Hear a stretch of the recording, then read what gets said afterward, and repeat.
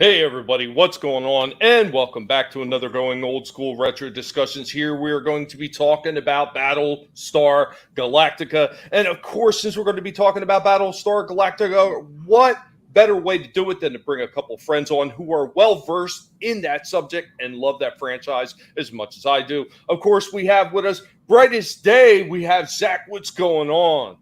How are you guys doing? Brightest day here from the Battlestar Galactica. Glad to be here. Happy Monday. Another wonderful Monday is already rolling down into the books. And of course, we got Supreme Heretic. We have Drew, the leader of the Pegasus actual podcast. What's going on, Drew? Yeah, well, I can't do it all myself. That's brightest day as well. He's the XO.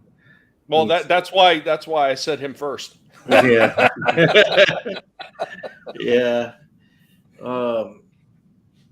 We're probably like the two. I don't know.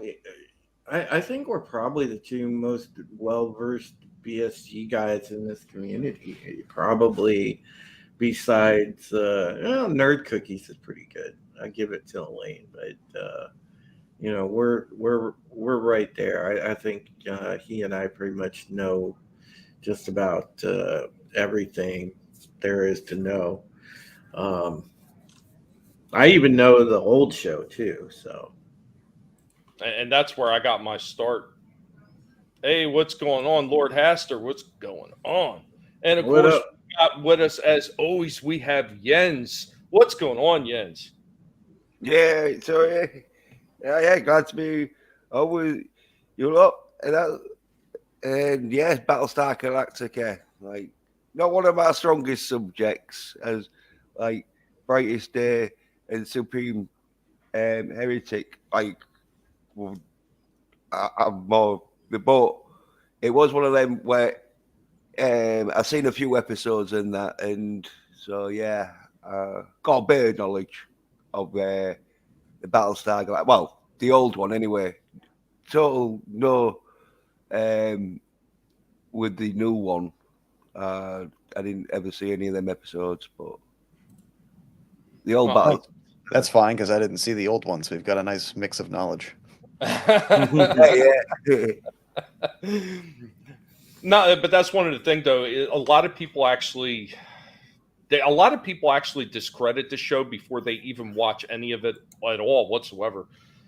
And it really is a shame because they kind of limit themselves, because there's a lot of good shows out there just besides Star Trek, Star Wars, or Doctor Who. There's a lot of other franchises. Like, a lot of people overlook Buck Rogers, and British Day and I were talking just a little bit about that in the back, because I couldn't remember what year it came out. I kept thinking it came out in the 80s, but it ran from 79 to what it says is 81, but it was only supposed to be one season. So I don't know if they broke that one season up into multiple years or what they did, but I mean, there was a lot of other shows. You had Stargate when they started running their series, and I'm sure there's a lot of other ones that I'm just not thinking off the top of my head right now that were absolutely amazing, but they get overshadowed by especially the big two, which was Star Wars and Star Trek. And it really is a shame that more people don't take the time to get acquainted with some of these other franchises, because they might actually be surprised what they find if they actually took that step to actually delve into those universes.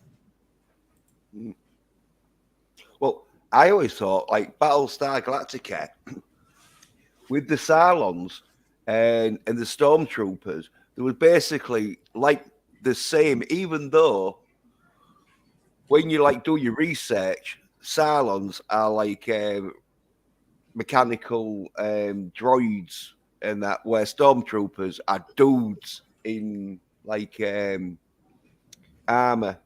But when you're a kid in that, you just see like these like bad guys in that, and the Cylons with the light that went across the head. There we go. And yeah. Well, it fills the same niche, and you have this faceless, menacing faceless foe that's kind of yeah. And then we also have the commander. Oh yeah, nice. Yeah, which was the ones that like they'd wear that sort of little mesh skirt. Well, in the old series, more the old series. Well, the cool thing about the old show, and this is why I'm anxious to get to it when Pegasus Actual, when we finally get into our watching of the old show, because just the way that you had that, because Chris Fisk mentioned the original show theme for BSG, and the thing is there's always a start of that where that guy who had the perfect voice, I believe it's the guy that played Count Ibley in the original, but he was narrating that, and when they're talking about the Egyptians and the Toltecs, and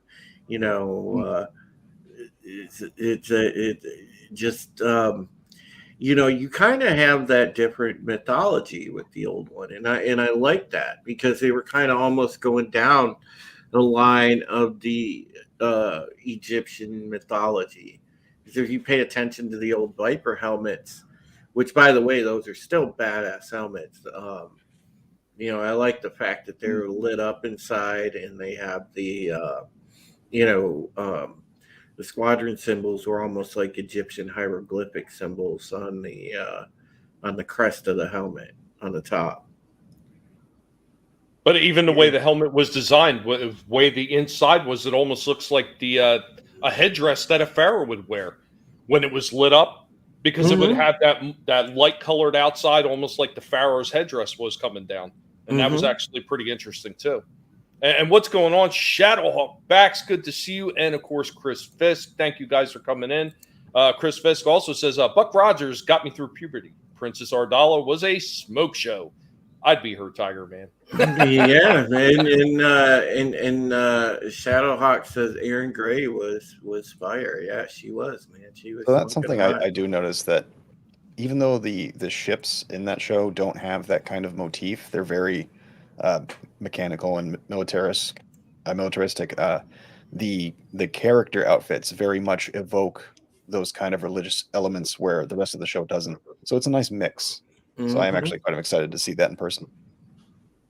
Hey, what's going on, Marby Dog? So I want to start this off the way I always started off, and I started off with a couple clips talking about that original show. I want to get everybody that's already in the chat, and of course everybody that's in the chat, make sure that you share this out. YouTube likes to bury me in the algorithm, and the only way we get people to see that we're actually live is we share this out. Let them know that we're going live. I know the Fandom Collective always does that. Shout out to the Fandom Collective for always helping out everybody who's a creator on this platform. But let people know that we're here so they can join in and fun, or maybe learn something about a franchise that they weren't sure about. So here we go with the first clip on the original TV show, because that's where it all begins. Today we will be going back a little bit further than normal. Today we will be going back to 1978 to 1979, created by Glenn A. Larson. Battlestar Galactica.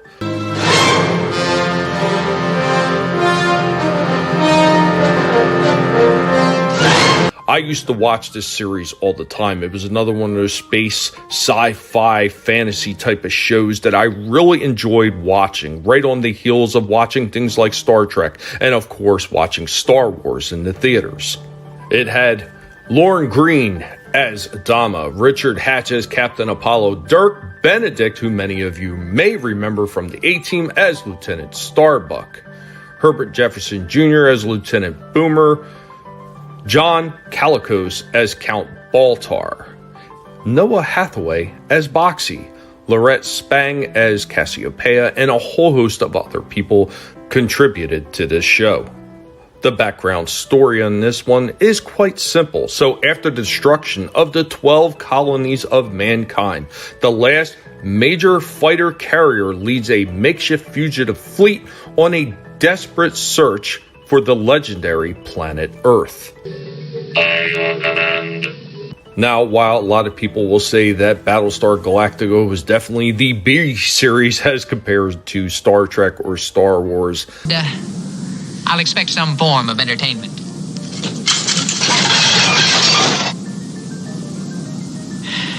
Don't ever do that again. I think that there is plenty of room in that sci-fi fantasy collection for anybody to have this show.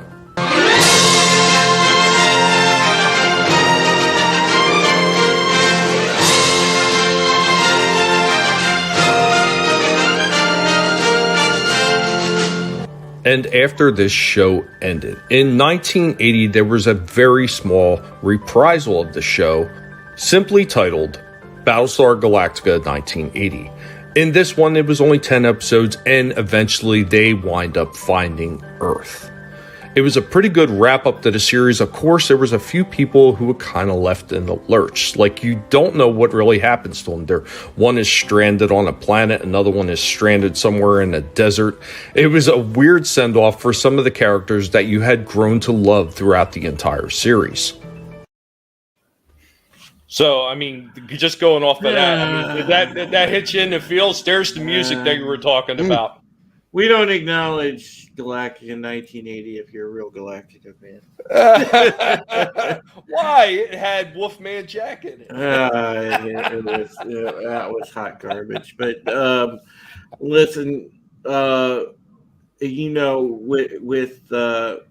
the original, like, see, there's some glaring omissions you made, Tommy, in that clip. Speaking of hotties, my God, how can you not mention that Jane Seymour was in the show? Oh my gosh. Well, I can only read so many names before it starts droning on for me. So Jane Seymour played Serena, and she was going to marry Apollo in that show. And then, of course, don't forget Maren Jensen that played Apollo's sister, that was the original Athena. I mean, yeah, exactly, Marby. Oh, Gene Seymour. And then what's going on? Memes of destruction and what's going on? Slasher. Yeah, Slasher. But continue. I just want to point out before we go on too far that my one contribution to this is, even though I love a lot of the ship designs in the modern series, the old school base star is far more intimidating than the reimagined one. I love this simple yet effective shape. It's bigger and bulkier and more imposing. So this is the one thing from the 78 series that I desperately love more than the modern stuff. The old base ships were awesome. It's funny. The only thing I had out of the new show, out of that collection, was I didn't have the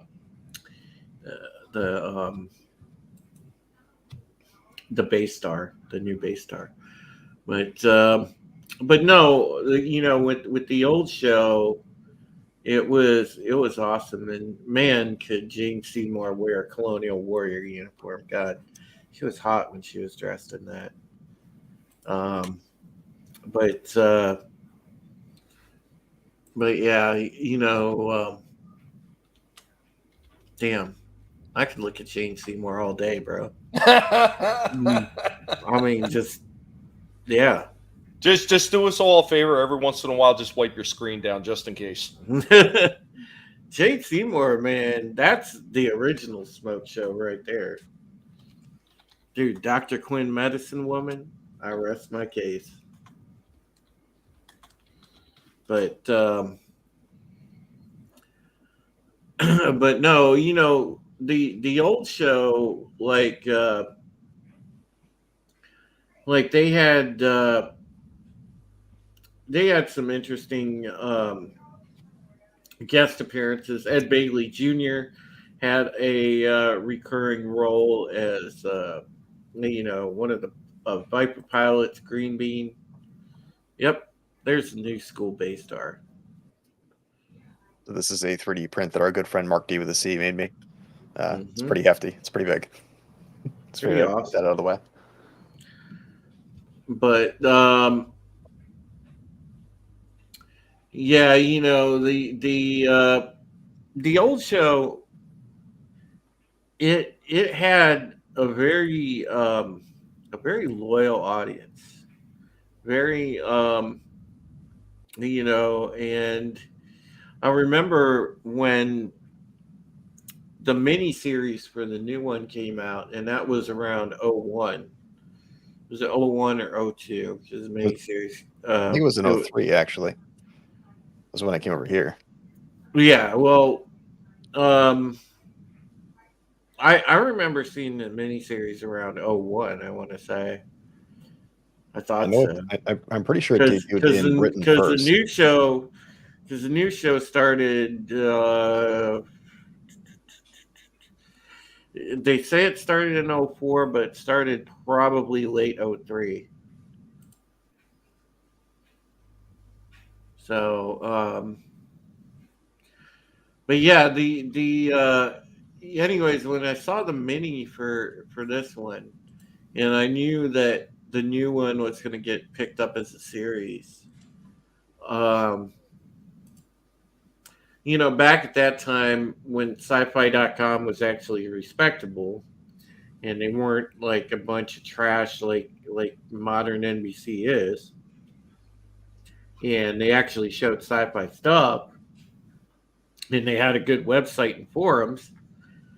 On the old sci-fi.com forums, a lot of people were split because they were like, you know, I'm not going to watch New Galactica at all. It's not BSG to me. You know, BSG is this and whatnot.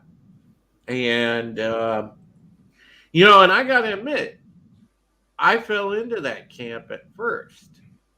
And then, you know, I came around a little bit after I saw that first episode of the new series. I was like, I was hooked. There are still people in that camp.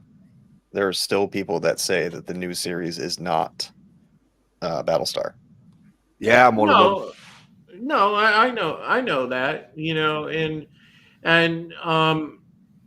it's the same, you know, it's the same way because there are still people to this day that, you know, you talk to them about Star Trek, they're the same way.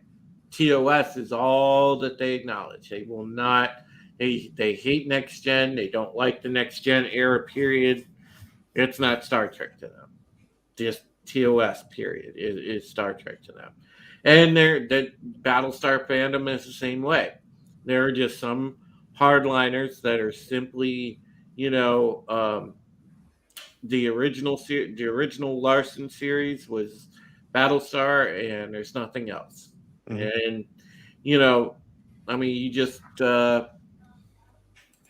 that it's different strokes for different folks, man. You know, that's how they roll.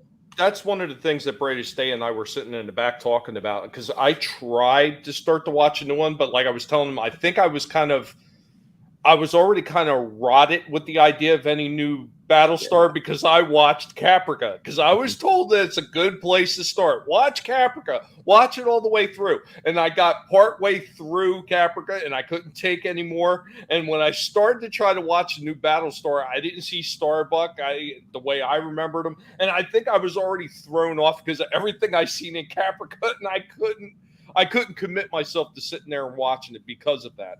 Yeah, you were done a massive disservice. Well, here's the problem, you know, and I'll get into that in a little bit, Tommy. But the thing with, you know, if you're gonna watch the new BSG, you gotta watch the miniseries and then give the show a good faith watching, because season 1 through season 4 is some of the best science fiction I've seen in a long time. You know, you got to remember back at that time, they had, you know, and we always make this point on Pegasus, they had an all-star writer's room. they had taken the best people because Ron Moore had moved on from Star Trek, and he was heavily involved in late Next Generation, and then of course Deep Space Nine, and then when Voyager came around, I think Ira Steven Behr kind of took over, and Moore was already wanting to move on to other projects, so he moved on, and BSG ended up being his new project, and he brought over a lot of people that worked on Deep Space Nine, which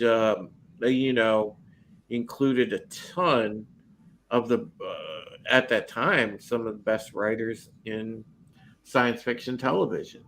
So I mean, you just had brilliantly written episodes of science fiction to look forward to every week, and the beauty of it was when they tackled issues, social issues, whatever, they did it just like Deep Space Nine would give it to you. There was the grit, there was the darkness, there was the reality of human existence. But, when they gave you an issue, they didn't stand on a soapbox and preach at you. Right. They left well, a lot of I things ambiguous. Yeah, absolutely. I mean, but there was a way to actually open your eyes to it without preaching to you, like you're saying. And I think that's something that a lot of these modern, screen and film adapters are failing to understand. There's a way to make people aware of a problem without preaching down to them and belittling them at the same time, because nobody wants to hear that shit.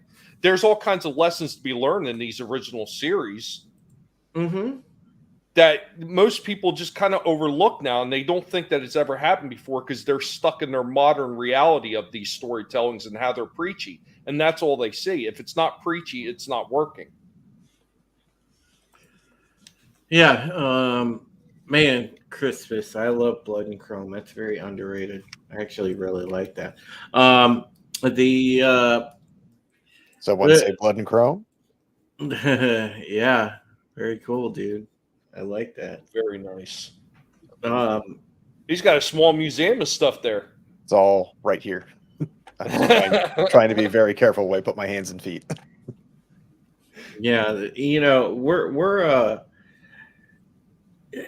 I think, to me, the BSG remake was the last good science fiction show, and I stand by that, because even watching The Expanse, which was pretty good, I was very disappointed with the last season of The Expanse. So, BSG to me is still, the king of the science fiction shows.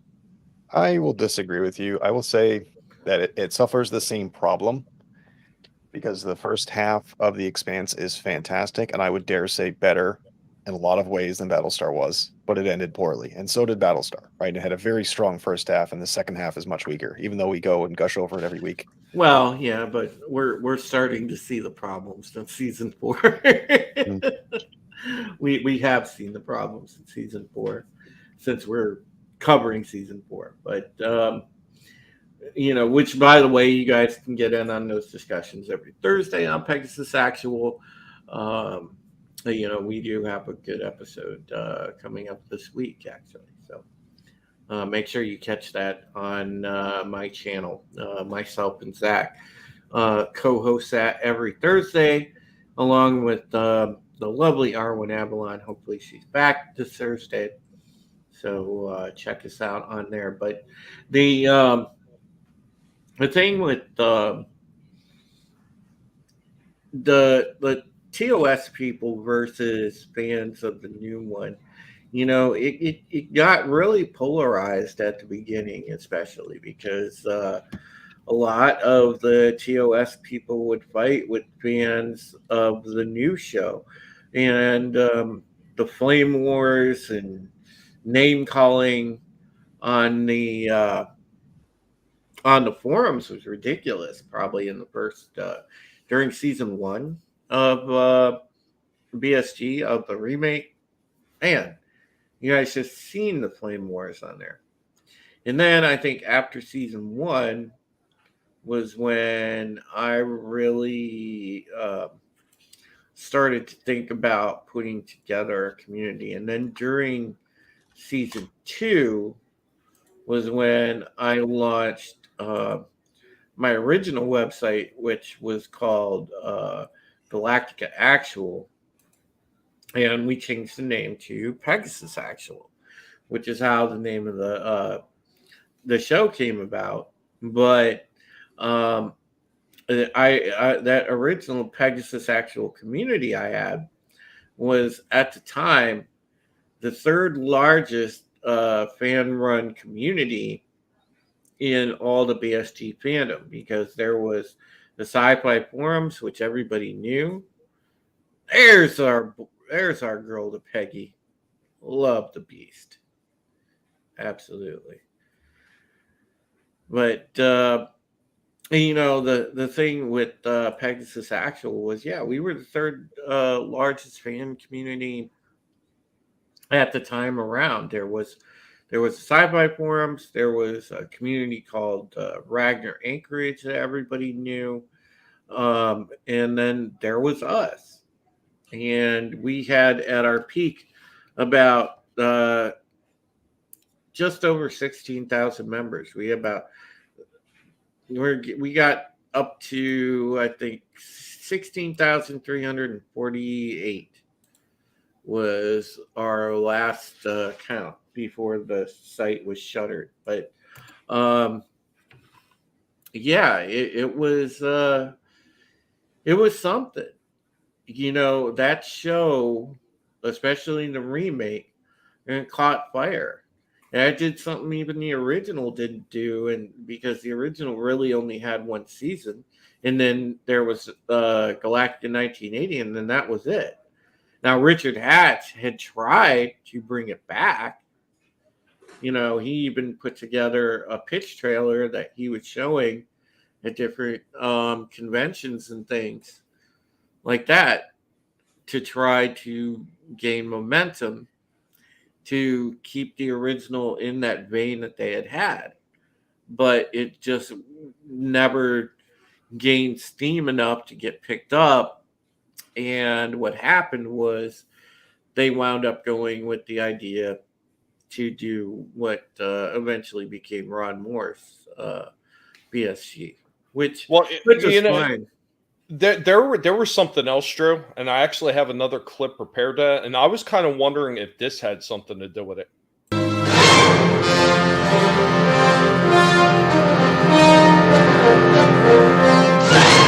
And as a side note, believe it or not, George Lucas and 20th Century Fox actually brought a lawsuit against the creators of the Battlestar Galactica series, claiming that they plagiarized everything from their movies. Attention, attention. His Eminence, the Imperious Leader, will be with us shortly. Of course, this lawsuit was eventually thrown out, but it makes one wonder. Is this one of the reasons why Battlestar Galactica wound up becoming a dormant franchise for so very long? The lesson to be learned here is, even those people that you consider to be heroes and to be righteous and great creators, sometimes are just as bad as everybody else around you. You just gotta know where to look.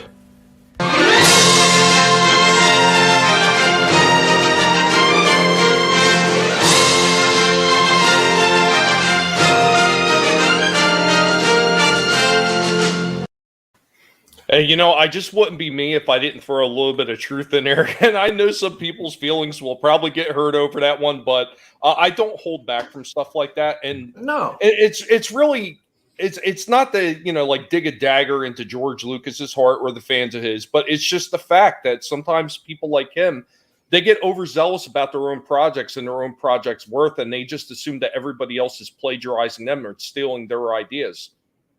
Yeah, because listen, you know, original Battlestar was its own thing. You know, I mean, sure, they tried to copy Star Wars to a small degree because they used that formula.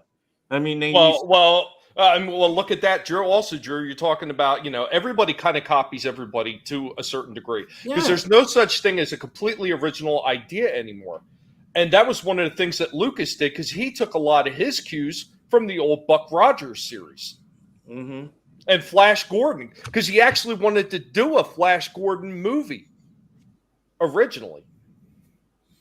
So you mentioned the lawsuit, and I think the other reason, and this is probably the more famous reason, It's Micro Pegasus.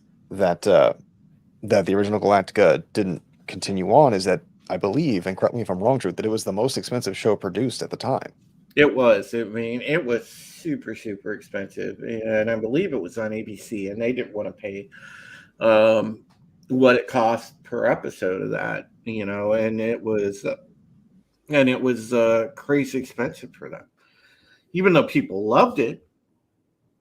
But they just couldn't keep it going because it was cost prohibitive, and so that was a big reason why they didn't move forward with it either. Yeah, it's not like nowadays where you can make a show that doesn't make money and get 4 or 5 seasons out of it. Batwoman. Yeah. Well, there's been some interesting things that being said in the chat. I just want to hit on a couple of them real quick while we still have them up. So Chris had said, "Come on, first time we all see Trisha Helfer as Caprica 6, we all pretty much said, damn, I'm really not sure who that is offhand." Trisha Helfer? She's the tall lady in the dress. You want to go get the picture? And go get the picture. We can make it real toxic real quick. Okay, go for it. Okay. I had no idea the Pegasus was a vastly superior ship to the Galactica in both size and tech. It wasn't until I saw the models side by side and was told they were to scale. And of course, Chris was saying he would have loved to have seen Richard Hatch's BSG continuation series. Yeah, and King of the Squibs, it was kind of hitting on something you had mentioned, Drew. When it comes to the legacy shows, let the old be the old and the new be the new. If it can stand on its own, then it can be good. Yeah, that's Trisha Helfer in the red dress. Okay, all right. But here's also by the way, guys. Now I'll share the screen for Tommy to pull up. Here's another great picture of Trisha for you guys. Uh-oh, here we go. Nice. There you go. There's Trisha Helfer. Great actress. I actually met her, by the way. Do we care about her acting chops at this moment? That was a joke, but he's not wrong. She actually, over the course of the series, because this was her first acting gig, became quite the accomplished actress. She played essentially the same character, but she played multiple roles with the same character. So she actually really stepped up. She played what at one point 6 different versions of Caprica 6. And to hear, because she was at Dragon Con when I went last year, to hear her tell the story, there's the Bible, the character Bible, and apparently when she got the Bible, her character description was 4 words: "It's the woman-made machine." And she's like, "I've never acted before, and this is what you give me." So to know that and then to see what she did with it is even more impressive. Yeah. What's going on, Soul Assassin, and what's going on, George Lucas? Soul Assassin is Micro Pegasus. Micro means nothing to Drew. Beware the Drew. Yeah. And George Lucas stopped by and he says, "I have the best lawyers around." There's the Micro Galactica. And what's cool about these little micro machines ships that they had during the new series, they actually you guys pay attention, the little the pods retract and expand. You can expand them and retract them. It's pretty awesome. Yeah, mine's bigger, but it doesn't do that. They're locked in place. Oh yeah, I'm going to get into that in a little bit, Jens. Courtney's Fellowship of Oddballs. What's going on? Hail, Courtney. Hell yeah, I have put my money on the Pegasus as the ship to have survived the Exodus, but it turned out the decommissioned, scrappy underdog Galactica that ends up surviving. Yeah, Yeah, she does. It's funny, Courtney. She does look like Deborah Harry in that one. There's a reason the Pegasus didn't survive, and it's this guy. Yeah. It's his fault. Lee breaks all his toys, Adama. Yeah.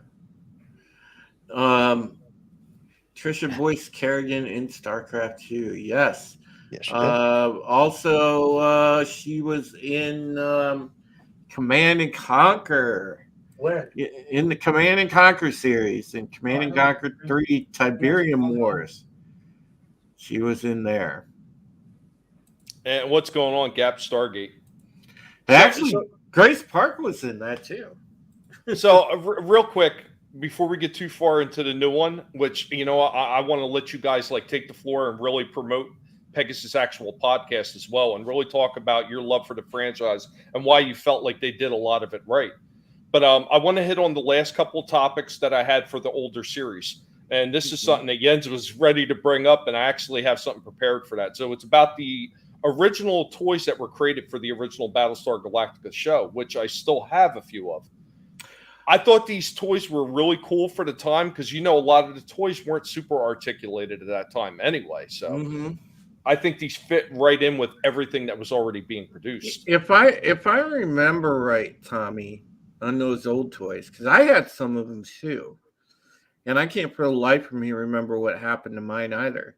I think they just got lost along the way. But the thing is if you remember with those, you could actually like mix and match them because they were kind of modular to where, like, you know, you could put different pieces on the Vipers to turn them into different vehicles and things like that. There was actually a few of them, and I'm actually going to get into that, Drew. It's funny you should mention that. And that was with the little mini ships that had the firing missiles. So yes. I'm just going to run through the two clips that I have prepared. The first one is actually, I think, the very first one is the toys that I actually still have. And I believe one of them is the modular one I have there. So let's go ahead and bring that up.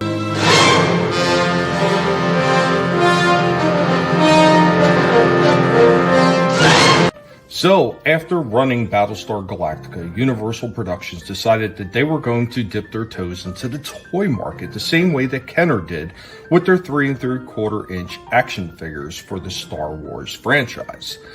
These ones were slightly larger. They were 4.5 inches tall on average. I don't have all the collection that I used to, but there was quite a few figures in the original set. There are 2 Cylons here, and of course, Daggett. And there were 2 different versions of it. One was this light tan, and then there was a darker one. Of course, there isn't much articulation, the same way that the Star Wars figures didn't have much in the way of articulation, neither did these guys. The Cylons did come with a rifle gun, much like you've seen in the show. By your command. And that is all the articulation that those guys had. I wish I had the entire collection of what I had. I know I used to have a Starbuck. I had the Imperious leader, who was the leader of the Cylons. Ovian, who was a 4-armed lizard-like creature as well. I also had Lucifer, and I know I brought him back. Unfortunately, I couldn't find him in time to make this video. And then a close-up of the 2 foam Vipers that actually came with the Galactica launcher. Unfortunately, I don't know where the little landing gear are. The little landing gear is actually what allowed these things to fire out of the launcher. They may actually be in another crate. I don't know. I haven't found them yet. I will continue the search, though.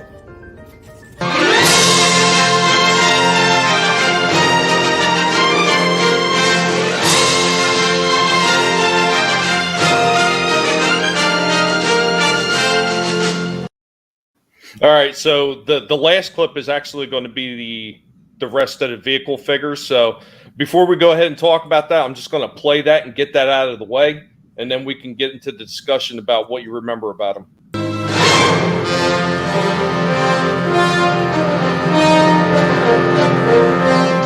So the complete list from the Series 1 figures, the 4.5 inch ones, were Commander Adama, Lieutenant Starbuck, the Imperious leader, Ovian, Daggett, of course in the 2 different colors, and a Cylon Centaurian.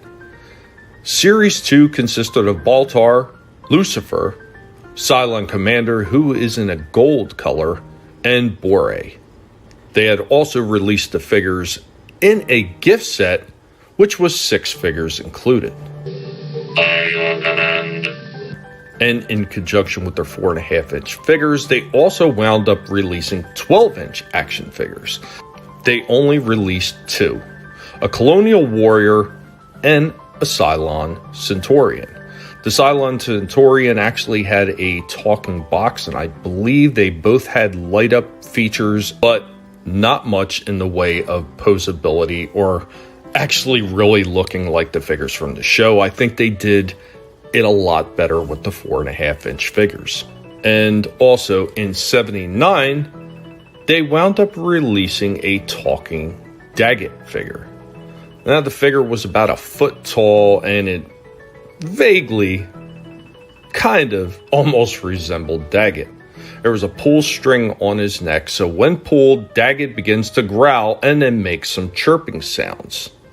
Some of the other toys that they had released in 1978, they had the Battlestar Galactica Laser-Matic pistol, and of course the Galactica launcher, which I still have.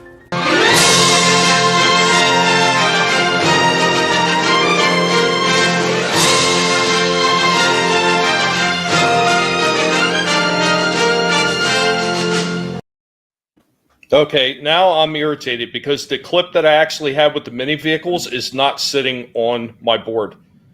I wonder if it failed. I wonder if it failed to load. Yeah, it might have. But yeah, like he's actually got this up here. So he's got the Scarab sitting there, and you got the Stellar Probe. I actually have both of them. I am missing the little. There's like a probe device that sits on the top half of what should be the back of the engine for the Stellar Probe. So I have the engine with the panels that come out, but I don't have the top half. I have the Cylon Raider with the original firing missiles. I have a Viper with the firing missiles. My Scarab is a firing missiles as well. And no, the Scarab is not. The Scarab is actually the recall version.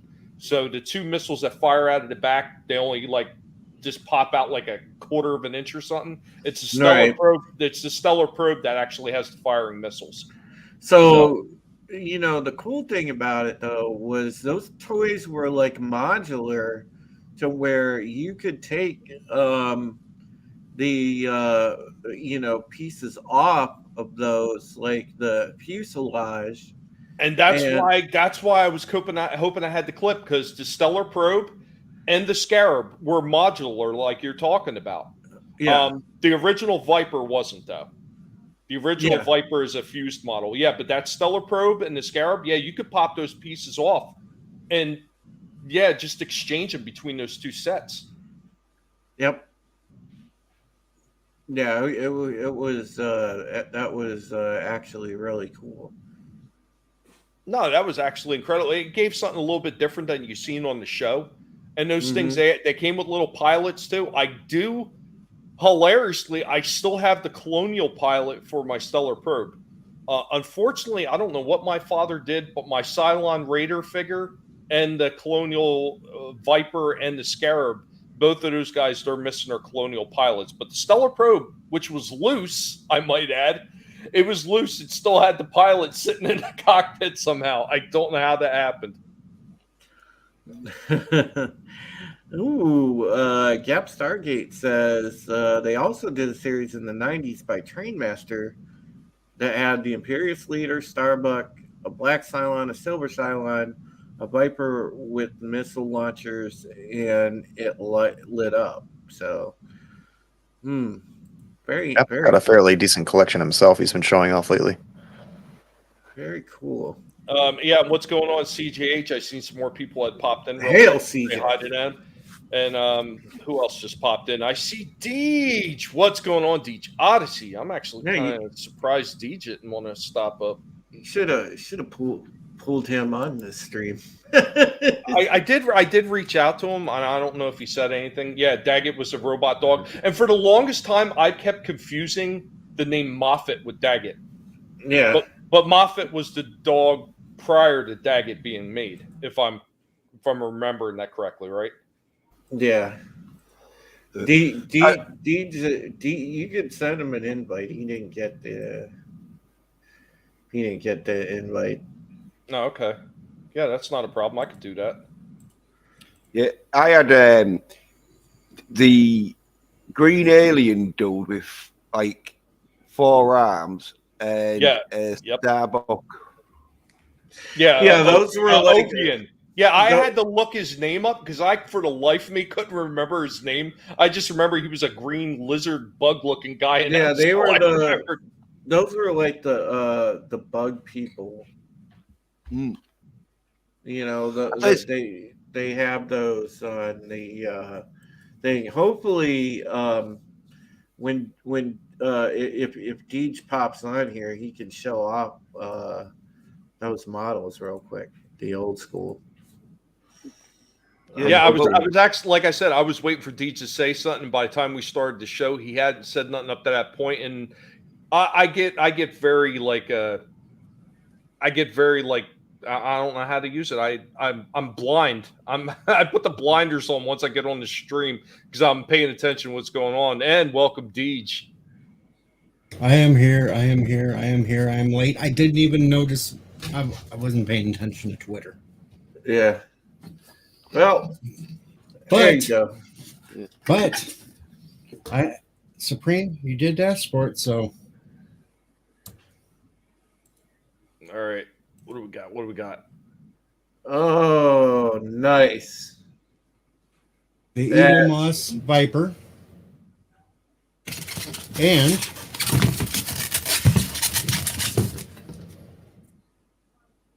the Eaglemoss Cylon Raider.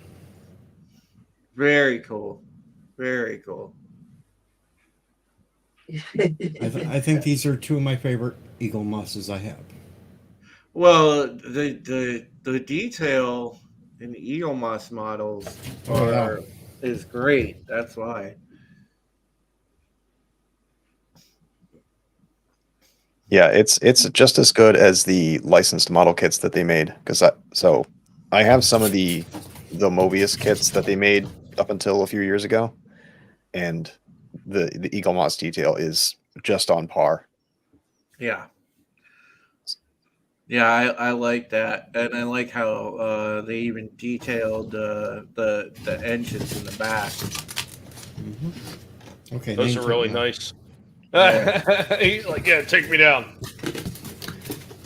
But no, they actually supported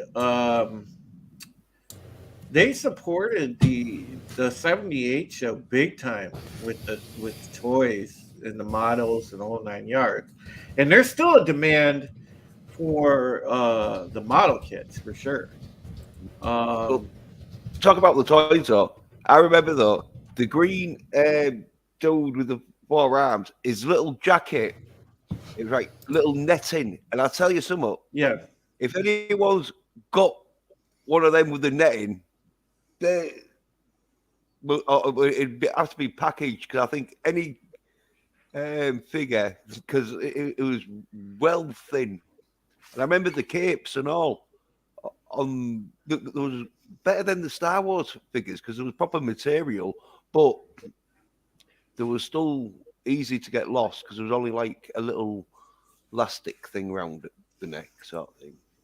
Yeah. The elastic would give out after a while. I remember that's what happened to the ones that I had worked at my dad's house, because if you don't have it in a well controlled environment, that damn elastic starts heating up and getting cold, and then it just turns to dust and it falls apart. And that's what happened to mine. Yeah. I remember that. I don't remember how I fixed it. I wound up fixing at one point, but for whatever reason, my Adama, my Starbuck, the Imperious Leader, and that Ovian guy, they all disappeared.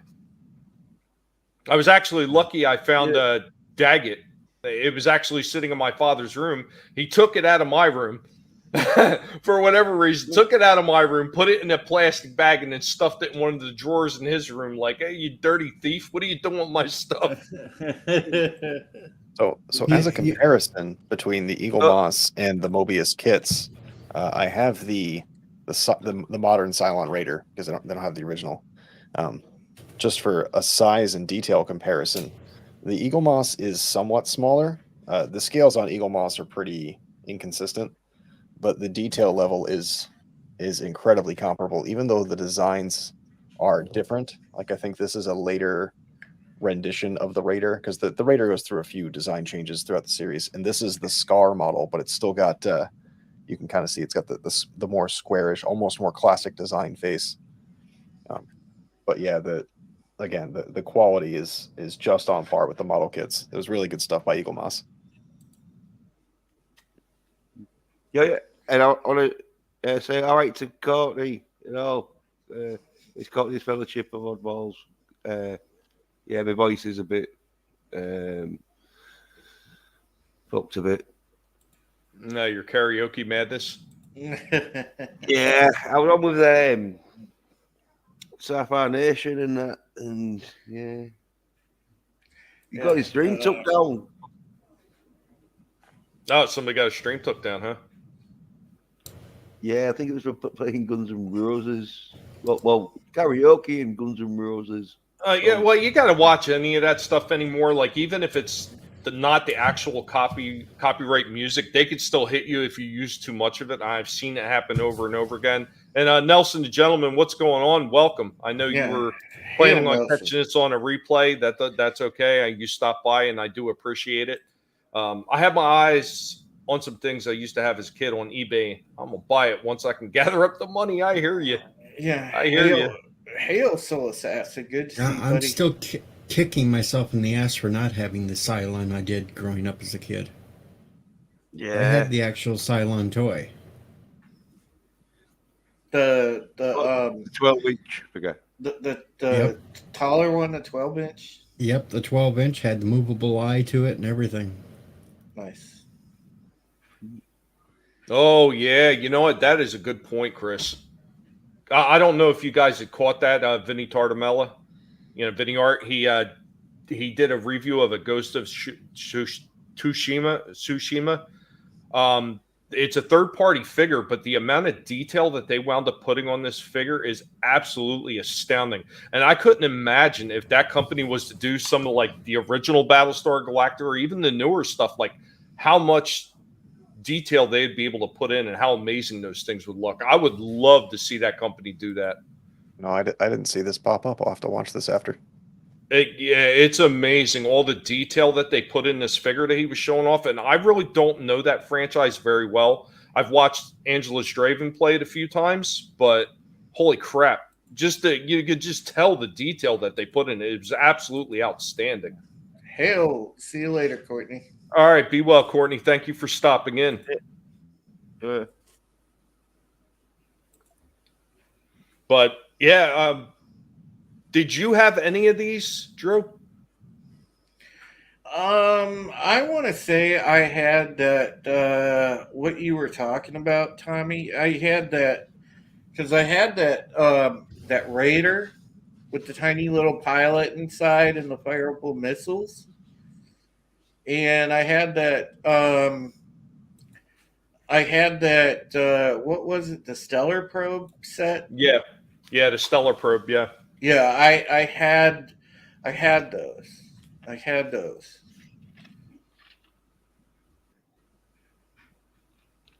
I mean, the Land Raider one was pretty cool, but it would just seem so odd because I don't really remember any land vehicles whatsoever in Battlestar Galactica. No. There was the Land Ram. There was Land Ram. Series. Yeah. But I'm sure it looked nothing like that. No, they kept nearly the same look for the Land Ram. Yeah, the Land Ram kind of looks like an APC. Yeah. So it's a very it's square, and then it's got like a ramped forward face. Yeah. There's I can't remember. It's in one of the season 3 or season 4 episodes when some pilot makes a crash landing.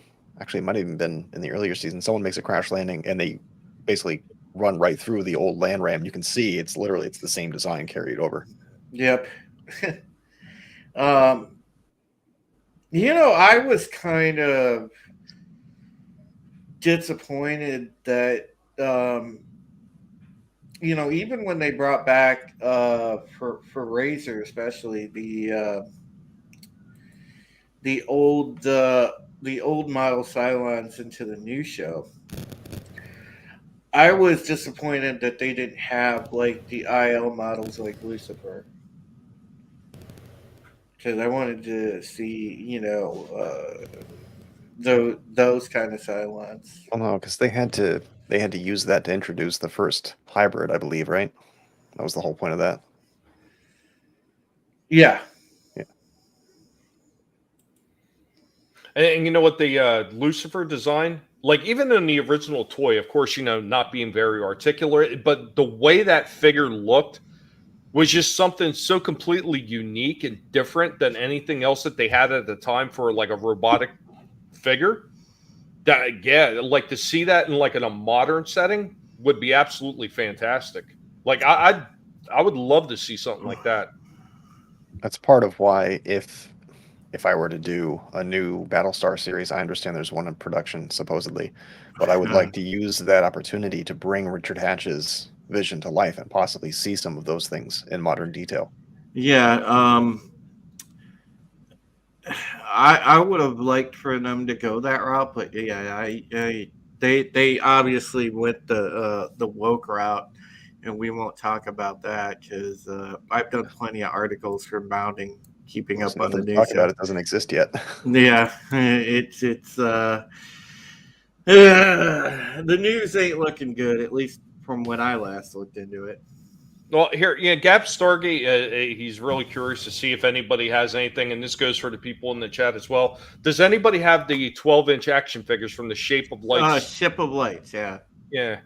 The Ship of Lights episode. Yeah, he has an autograph from Richard Hatch. He has a set of them. Nice. I never seen them myself. I just remember the little 4.5-inch ones. And what's going on, Steve Kenobi? Good to see you, my friend. Did you know that there were 12-inch figures of that? Of not of that one. No, I didn't. Because by the time that came around, I was already moved on to the Buck Rogers and everything else. And Duck Dodgers. And so we were mentioning before that the 78 Mark I Viper is actually the Thunderhawk from Buck Rogers, I believe. Or at least it's mostly the same design. Really? I believe so. Very interesting. See, I know a couple of things about a show I've never seen. Yeah, I haven't watched Buck Rogers in a long time. That was another one I'm actually looking to get on a DVD, or Blu-ray. But holy shit, a lot of those shows. I mean, they had a lot more to them, especially the old Battlestar Galactica. I really still think to this day it had a lot more going for it than most people even realize. And you guys are telling me that I should probably take another chance giving the newer Battlestar a look. Yes, start with the miniseries. Don't start with Caprica. Did they actually have that on any streaming service, or is that something I'm going to have? No, you can watch it for free on that Peacock.tv. It's on Peacock and Tubi. Okay, Tubi I have. Peacock I don't. Oh, Peacock, you just go to the site and you can just pull it right up. I thought that they were charging for a service now for that. No, there's if you have a free account, it just there's commercials in it. It's the only difference. Oh, okay. All right. So just like watching TV. except the commercials are the same ones over and over and over. Yeah, and over. that's the only problem, Geach. Yeah. You only get like 3 commercials, but they're played 50 times during the show. Or you could talk to one of your panelists and maybe they can hook you up. No, that too. I just have them all on my external hard drive, so I can watch them at any time with no commercials. Yeah, that's kind of what I'm getting at.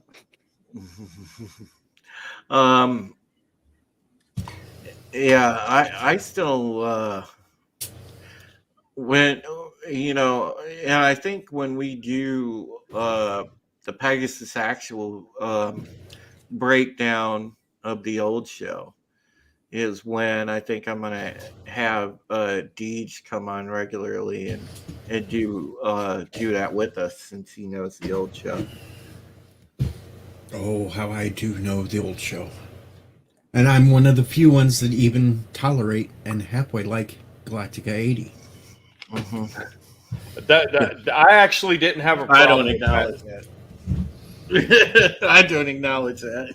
All I as Nope, a young same kid, here. all I I like remember, all I remember is that Wolfman Jack was in everything right around that time, and he was in that too. So, well, I don't know. The only thing good about that is that they destroyed Los Angeles, which that's you're still hoping for that today. yeah. Oh, come on. The flying motorcycles were awesome. Yeah. Who Chris didn't just want makes a one of good those? point. Yeah. There is an offshoot series called Blood and Chrome that is chronologically before the series proper. If you want to start with that, that's also an acceptable watch order. There's For the new one, yeah. There's an official listed chronological watch order out there if you want to go watch everything in timeline order. Yeah, if you want to watch the Ron Moore universe, guys, the stuff, the newer stuff, it's like it's like what Zach just said. There's there is a watch list out there.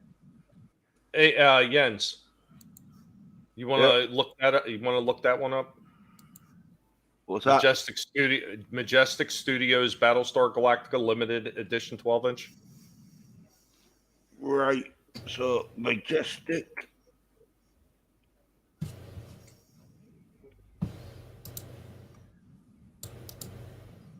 There were a couple of other offshoot movies.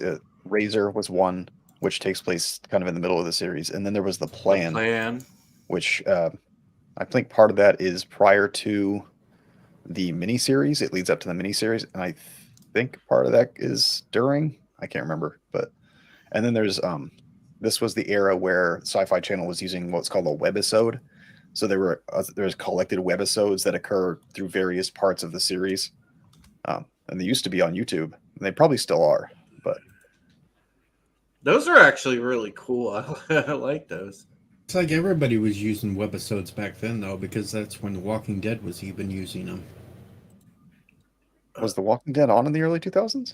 What Yeah. What year did that start? Walking Dead's been on for 11 years now. Okay, Yeah, that's after this show, though. yeah. BSG ran till 2008. It was BSG and Stargate that started using the webisodes. The webisodes were going around, I want to say 06, but 06, 07. But I know that it was cool because they got to have, you actually got to see some of the secondary, some of the supporting cast a lot more, which was cool. Mm-hmm. If these streaming services were smart, they would do more of that because it allowed you to tell a smaller story, off to the side without interrupting the primary plot. And there's a whole bunch more opportunity now to do that with the streaming service, model that we're being ushered into. Yeah, I think that's one thing I don't like about a lot of these streaming services. A lot of times, the shit that they're actually putting out is limited, and maybe if you want to start, like you're saying, you want to get a whole run of a new series that you've never seen before, you might not be able to because maybe they'll have, the second or third part of the series in line. If you're running down the line of all the series that you need to do to actually catch up, they might have 2 and 3, but they don't have the first one, so you feel like you're missing something. Or maybe they have the first one, they don't have the second one, then they have the third one. I hate that. That's one thing I can't stand about some of these streaming services. And what's going on, Keely Chow? Good to see you. And I also seen Frog G is in the house. What's up, Frog G? Oh, Keck 44. What's up, Keck 44? Good to see you. Hey, guys.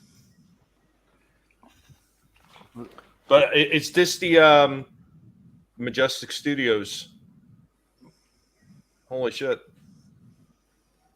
I believe that's the one. That's what popped up when I looked up. That is kind of interesting. Let me see. Can I blow that up a little bit more? Right click, open a new tab. Yeah, I wish I could. I can't do it. Ah. If I try to bring that up, on my computer, there's a good chance that I'll start freezing. But there, man, I'll be able to get like a thingy shot for you.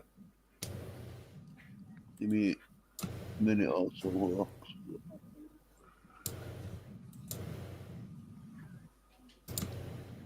But yeah, some of the, like, again, so there's two different lines of merchandise, right? You have the character merch, and then you have the starship merch. And I think you either have completionists who collect all of it, or you've got people that like I specialize in the ships because I love beautiful starships, and Battlestar was just full of them. And then you have people who are more attached to the characters, and I have a few character figures, and I've shown off the few that I have. But like I said, at least with 78, I noticed that, you know, the character outfits and their designs have a distinctly different feel than the ships do. Mm-hmm. You see the price tag on that full set of the 12-inch Majestic Studios Battlestar? I don't see nothing. I don't see nothing, Deej. I'm looking at it, and it's $1,109.99. What? Like I said, I don't see anything, Deej. I'm not looking at that price. I like that Cylon Raider. Holy cow! I mean, Centaurian. Yeah, the chromed out one. Oh yeah, gold that one. looks nice. That was one thing I did appreciate too that they did with the original toys is they didn't have to go the extra mile to get a chromish look to it, but they still did make it look like as close to chrome as they possibly could at the time.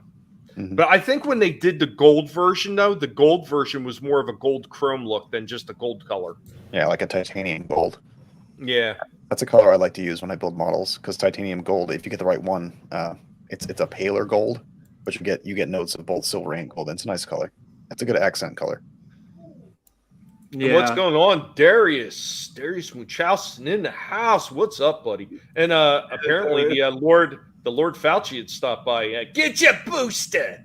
Action figures. Everyone, it's mandatory.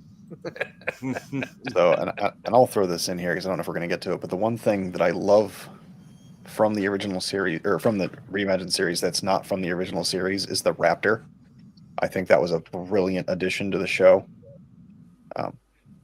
Oh yeah, the Colonial Raptor. Yeah, this bad boy. Really good. Really like that. Yeah, this is like your combination Huey and later on an Apache, because I have the Eaglemoss Assault Raptor, which is just this. And I've got the micro machines version right here. Yeah, so you've got both a Huey and an Apache in the same. Yeah. Mm-hmm. It's my favorite thing from the new series. Yeah, I like Good. I like the Raptor. Here's also, speaking of the new series, probably my favorite ship, the Viper Mark 7. Mm-hmm. This reminds me so much of an F-16. I think this F-16 inspired this, actually. And some of the designs on a lot of those ships. What do we got? This is Nice. the Mobius models, Mark 7. I think it's a great evolution because they have the Mark 7, and then, like most times, they have the Mark 2 as well. So to see these two side by side, both in the show and in the flesh, is an excellent study in design language. And there's a video floating around YouTube if you watch it, where they have an in-depth, very in-depth model of the Viper Mark II. It actually had a working Dratus in it. You're talking about the one where Katie Sackhoff is standing behind it? Yeah, Katie Sackhoff is actually like checking the model out, and she's like, "Wow, inside there's like a little Doradus inside the cockpit, so it's really awesome. Hail the lovely Sherry, great to see you. What is going on, Sherry? Thank you for stopping in. I appreciate it so much. And yeah, Soul Assassin, that's right. Hit the like button, y'all. The guinea pigs will get you. They will get you for the lack of likes. Guinea pigs are on the prowl. You better watch your toes. They'll be under your desk. Help a pig out. That's right, YouTube. I said pig. Nah. Yeah, all right, Cherry. Because I said all right, Cherry, but I was muted. And so, there you go. Not a problem, Gap. Not a problem at all. I like seeing like figures that are done well. So they're quite expensive, but they look nice. But then again, you know what? That's like a lot of these damn figures. I see the same thing all the time with the Transformer stuff that I'm picking up. Like if I was to go out to the store, I could get it for a certain price at the store. 9 times out of 10, the scalpers have already picked the damn shelves clean. They picked the bone clean, so to speak, and then they're up there selling them on these different sites for 2, 3, sometimes even 4 times the value that they should have been in the store, which is absolutely ridiculous.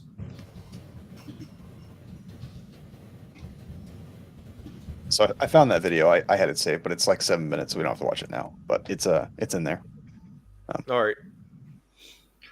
I actually have to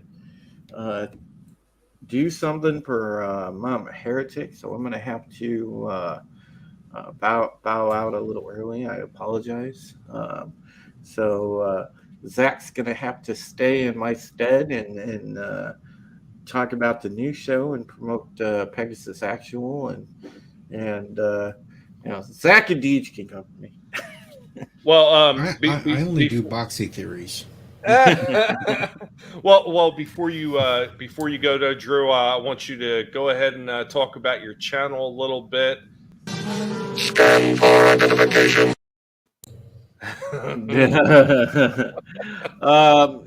You guys check out my channel, Supreme Heretic. I believe I'm around 879 subs, something like that. So I'm trying to make that final push to get to 1K. I was hoping to do it by my birthday, but seeing as how that's in 8 days, it's probably doubtful. But either way, we're gonna have a good time. It just so happens my birthday falls on the day of a United Resistance, so that's gonna be fun because we'll do a mega episode of United Resistance / my birthday stream. So that'll be dope on the 22nd. So I'm looking forward to that. But tomorrow is United Resistance. Thursday is Pegasus Actual. Don't miss either. If you're a BSG fan, you definitely don't want to miss Pegasus Actual. So check that out. I just want to say thank you to everyone that continue to support the channel, that are just friends and supporters out there, man. I love you guys. I love you guys seeing you in my chat all the time. And thank you for just supporting me and Mama Heretic and being there for us, man. It means the world to me. This community means the world to me, man. You guys are awesome. Love you, my friends. Take care of yourselves. Take care of each other. I'll see you soon. All right. Thank you for being here, Drew. You have a good one, my friend. Yeah, absolutely. Thank you, sir.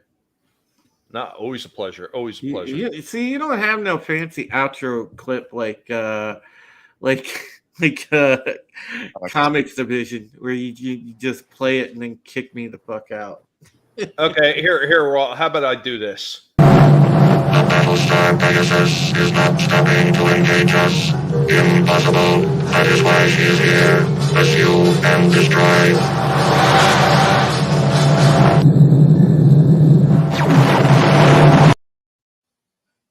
And that's how we remove the Pegasus Actual podcast. And there he was, gone. By your command. So what's interesting? He's still hanging around in the back. Wait, what's going on here, Drew? Just had to get that in there. So side note, He says that he's an a-hole, but he's not, and I'm quoting him here, 100% a dick. I'm sorry, I had to. Go ahead, praise Day. I was gonna say when they did Razor for the new series, they managed to get the original voice modulator for the 78 Cylon Centurion voice to use in that little sub movie that they made. Oh, really? And you can't find those anymore. So the fact that they had one still lying around to use was a key detail to getting that correct. Yeah, there was something unique about the way that voice was done too. Some of it is actually really hard to understand. If you even miss, like when I was actually recording the clips to actually use that for the little pop-ups, I missed just maybe a millisecond or so of him beginning to talk, and you can't understand a word he's saying with that millisecond missing. Mhm. You have to have the entire point where he begins to speak to the very end to actually understand what he's saying. One small part, it's just all gobbledygook. What you got here, D? Oh. Okay. Yes. Oh, those are pretty. I like those. This is the whole collection, right? I don't see the Cylon in there, but Well, I mean, Yeah, I'm going to say scroll up and down. Yeah.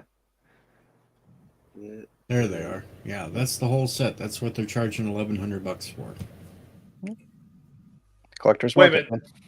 Or are they're charging $1,100 for the entire set? Mhm. Yeah, the entire set. Yeah. Oh, okay. I thought at first it was just for the two in white. No, yeah. It's for all of them. That makes more sense. And how old are these now? That's a good question. I didn't look. Gotta be I just old. seen the price and I was like, yeah, out of my range. Yeah, this is not Hot Toys, unfortunately. I don't see. Oh, it's a limited set. That's why it was limited to 500 sets. Oh, okay. Released in 2005.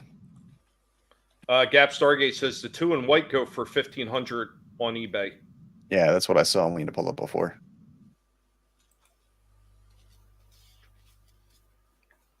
But yeah, a limited run, that makes much more sense because this is essentially a hot toy. I'm trying to remember. I remember there was an episode where their uniforms were all white. Like, was that? I forget. Was that supposed to be an episode like where they were supposed to be dead or something? Oh, there was a couple episodes when they first encountered the beings. They turned them white, and then when they sent them to the planet that was about ready to blow themselves up in the nuclear war, after they found the shuttlecraft, they sent them there in the white uniforms too, and then basically Galactica 80 had episodes with them in the white uniforms. I remember because that. of time travel. That was time travel there that caused that one. But Okay, so it's basically just used to signify whenever they were outside of like the prime timeline or something like that. yeah, on a special assignment by the all-powerful aliens. Mm-hmm.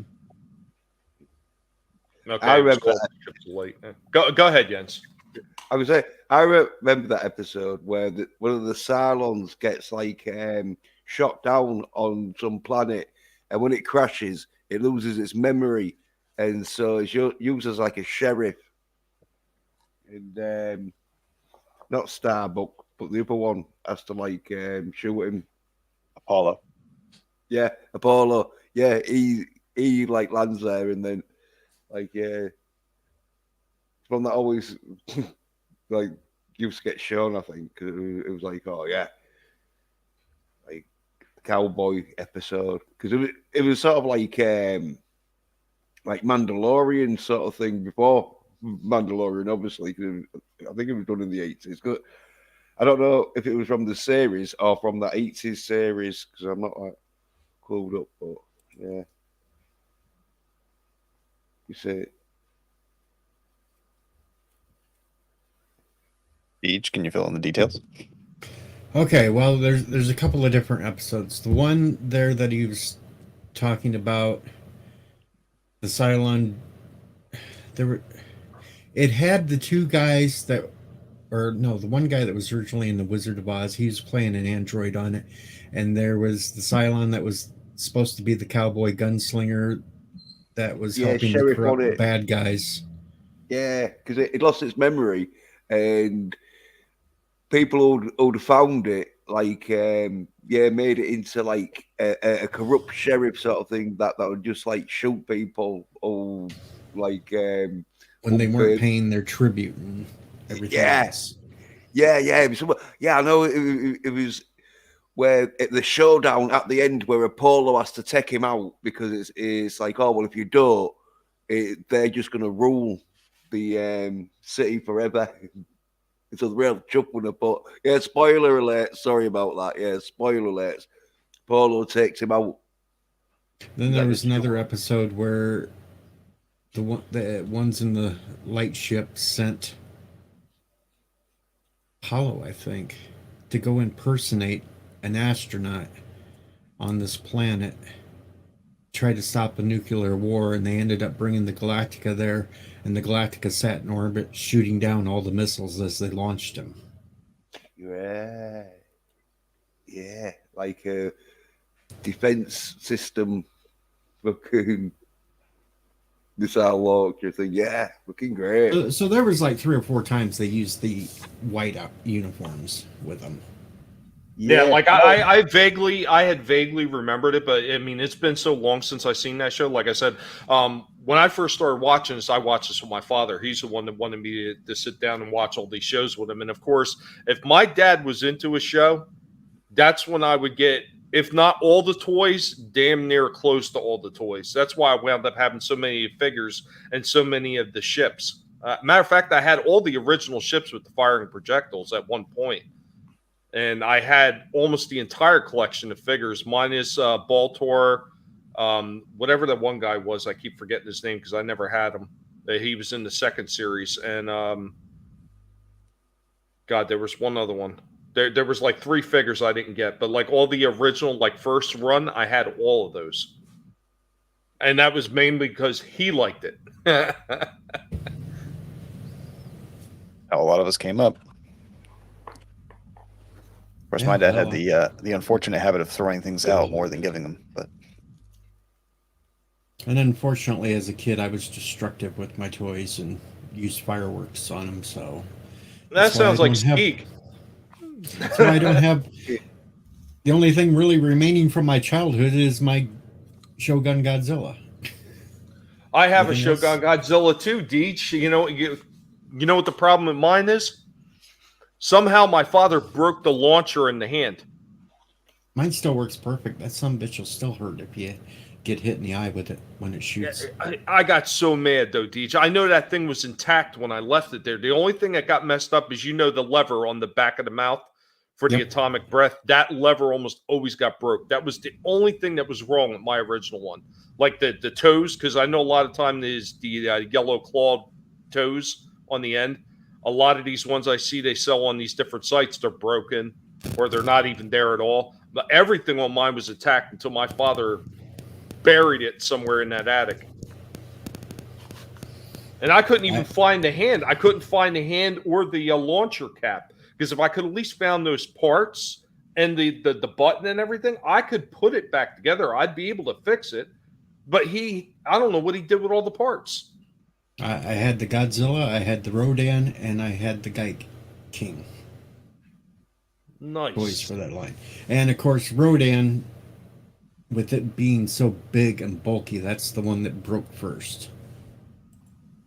The rubber bands kept breaking in the claws so it wouldn't clamp, and then eventually the claws fell off. And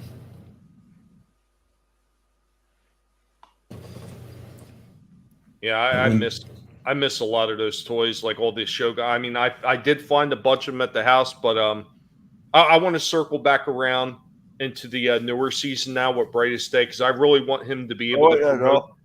I want him to be able to promote the Pegasus Actual podcast with him and Drew. I really don't think these guys get enough credit for what they're doing. They're actually going out there week after week, even when the views weren't coming in at first. they stuck at it until they started getting more views and they started making a dent and showing this franchise off that they love so much. Real quick, what do you got here, Jens, before Brightest Day gets underway? Yeah, just before we go into the newer series, just Google up the episode with them having the white suits and like. There's the one down there with Troy and Dylan from Galactica 80 in the white suits. Okay. Yeah. And actually, Dylan is Boxy. Or no, Troy is Boxy. One of them's Boxy. I can't remember. It's been a while.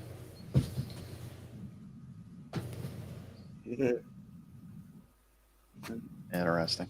All right, so we're going to go ahead and we're going to give the floor to Brightest Day to talk about it. All yours, my friend.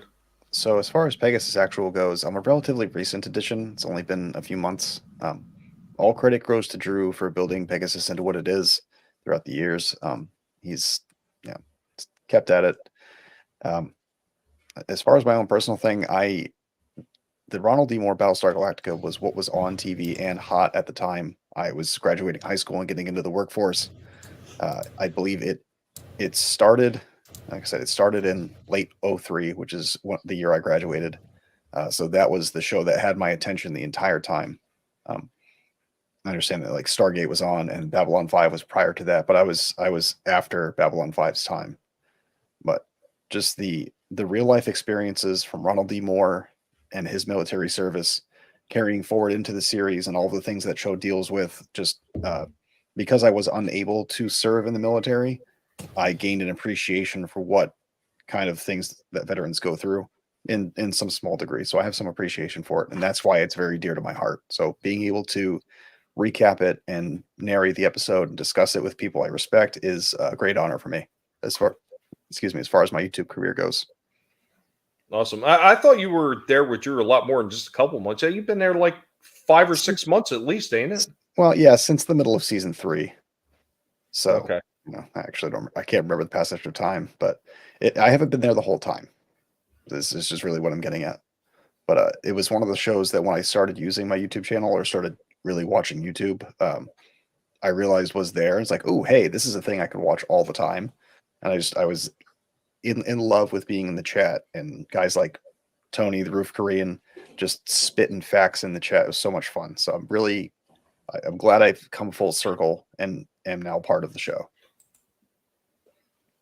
Awesome. And some of the other things that you're doing beyond the Pegasus Actual podcast, when you're doing all your book reviews and you're actually reading chapters, man, that is actually amazing that you're doing that for people. Because I know a lot of time these independent creators, I know I would use independent artists sometimes. No, they're independent creators because sometimes they're writers like Red Gaze or Kai. Mm-hmm. And when you're showing off those books and you're reading those chapters, that you are doing them such a tremendous service. And I want to say thank you for doing that, because there's been a few stories I completely forgot about. Like Kai's is one of them. And you know what? I'm so behind on doing everything. I was supposed to reach out to Kai because I don't typically use Amazon very much, just because I've had a problem with my original account, and he keeps telling me, "Oh, there's an alternate way to get my book," and I keep forgetting to reach out to him and ask him about it. But my wife said, "Oh, just use my Amazon account if you need to order something." And she's like, "You know the password." And I said, "Oh, yeah, I didn't even think about that." So yeah, I'm gonna have to pick that up. But it was because of your reading that I was reminded about that book, because I literally forgot. And there are a few people that have either contacted me or Kai or said something in the chat of that particular read when I was doing it that said, because I was reading this book, they bought a copy. So I helped Kai sell several copies of his book. So that was also really awesome. It's incredible that you're doing that. But as far as people that maybe are used to the old show like I am, what would you say that is really good comparison-wise with the new show? That it carries on the tradition of the first series? So you get a lot of the religious elements and the religious references, both in the cultures of the people, and it's the overarching theme of the show. There's several, actually, and you can see some of them in the clips that you have. There are several ships in the fleet that are reused from the old to the new. One is that cargo carrier ship. The other is the one that has like the disc front. I don't know what it is in the old series, but in the new series, it's the prison ship. There's also several other references to Star Trek and Firefly and other things that Ronald D. Moore has worked on. The names of characters, they're again in Razor, they reuse the original Cylons. Me lacking the knowledge of the 78 series, I'm pretty sure that there are events that are, if not straight ripped from the 78 series, are references to it. I've had this discussion. Go ahead. Homage. It's a homage to it. That's what they say when they rip something off, but they don't want to say, "Oh yeah, you ripped off it." So we paid homage to it, a homage. Right. And so I've had this discussion with some people in chats before, where I like to say that I've read a couple of times where Ronald D. Moore did the show with at least not if not love, then at least some respect of the 78 series. And there are people that vehemently disagree with me, and then there are people that like he just wanted to do something cool with the franchise. He just had an idea, and those are all valid points. It's an agree to disagree thing, but at a minimum, I would say the miniseries and the first episode are enough to get people to appreciate what was done with it. If you watch anything past that and you enjoy it, it's it's a great show. It was my favorite show at the time. So. No, I'm definitely going to have to give it a second chance because I, like I said, I didn't give it much of a first chance just because of my unfortunate run with Caprica, who, yeah, it was just bad. I can't believe somebody had suggested that I watch that, and I still want to wring their neck out to this day. I got a word for whoever gave you that idea. You got to stick with Battlestar Galactica at least long enough to be able to see Richard Hatch's new character. Mm-hmm. Yes. When they brought him in. Because that was, I believe, a compromise between Ronald D. Moore and Richard Hatch in kind of like consoling him that he didn't get his own idea off the ground. He's like, I can give you this role in this series. And that was the other thing, too, is that because Starbuck was recast as a woman, there was some tension between he and Katie Sackhoff for a while, but then they ended up becoming close and reconciling, and it was actually good. And his character on the show is he's a bastard. He's one of the I think that was one of the other things that threw me off just a little bit when I tried to watch it, because I was so used to Dirk Benedict as the wise ass. Mm-hmm. In that series that I just couldn't picture a woman pulling it off the way he did. Because he almost felt scummy, Yeah, I really appreciated that. And so does she towards the end. And if I remember correctly, she also almost didn't make it. Like several people read for that role, and she wasn't picked until late in the casting. And I think it was the executive producer's wife was like, "What do you mean you don't have a Starbucks? She's right there." And she pointed to Katie, and it's like, "Okay, I guess that's the choice then." Gap Stargate, I appreciate you being in the chat tonight. I've seen all the knowledge that you're dropping on the 78 series as well. There are a lot of similarities from the 78 series, including the word frack, which first used in the original series. And it's always awesome when they pay tribute to the stuff from the original series, because why else would you be making it if not for the people that originally loved the series? And that's why I was so disappointed when I was told to watch Caprica. That was a good place to start. Hey, George Lucas, George. Battlestar Galactica is the GoBots version of Star Wars. Oh, no, don't get me started on the GoBots Transformer thing. I would say it's more the Voltron version of Star Wars.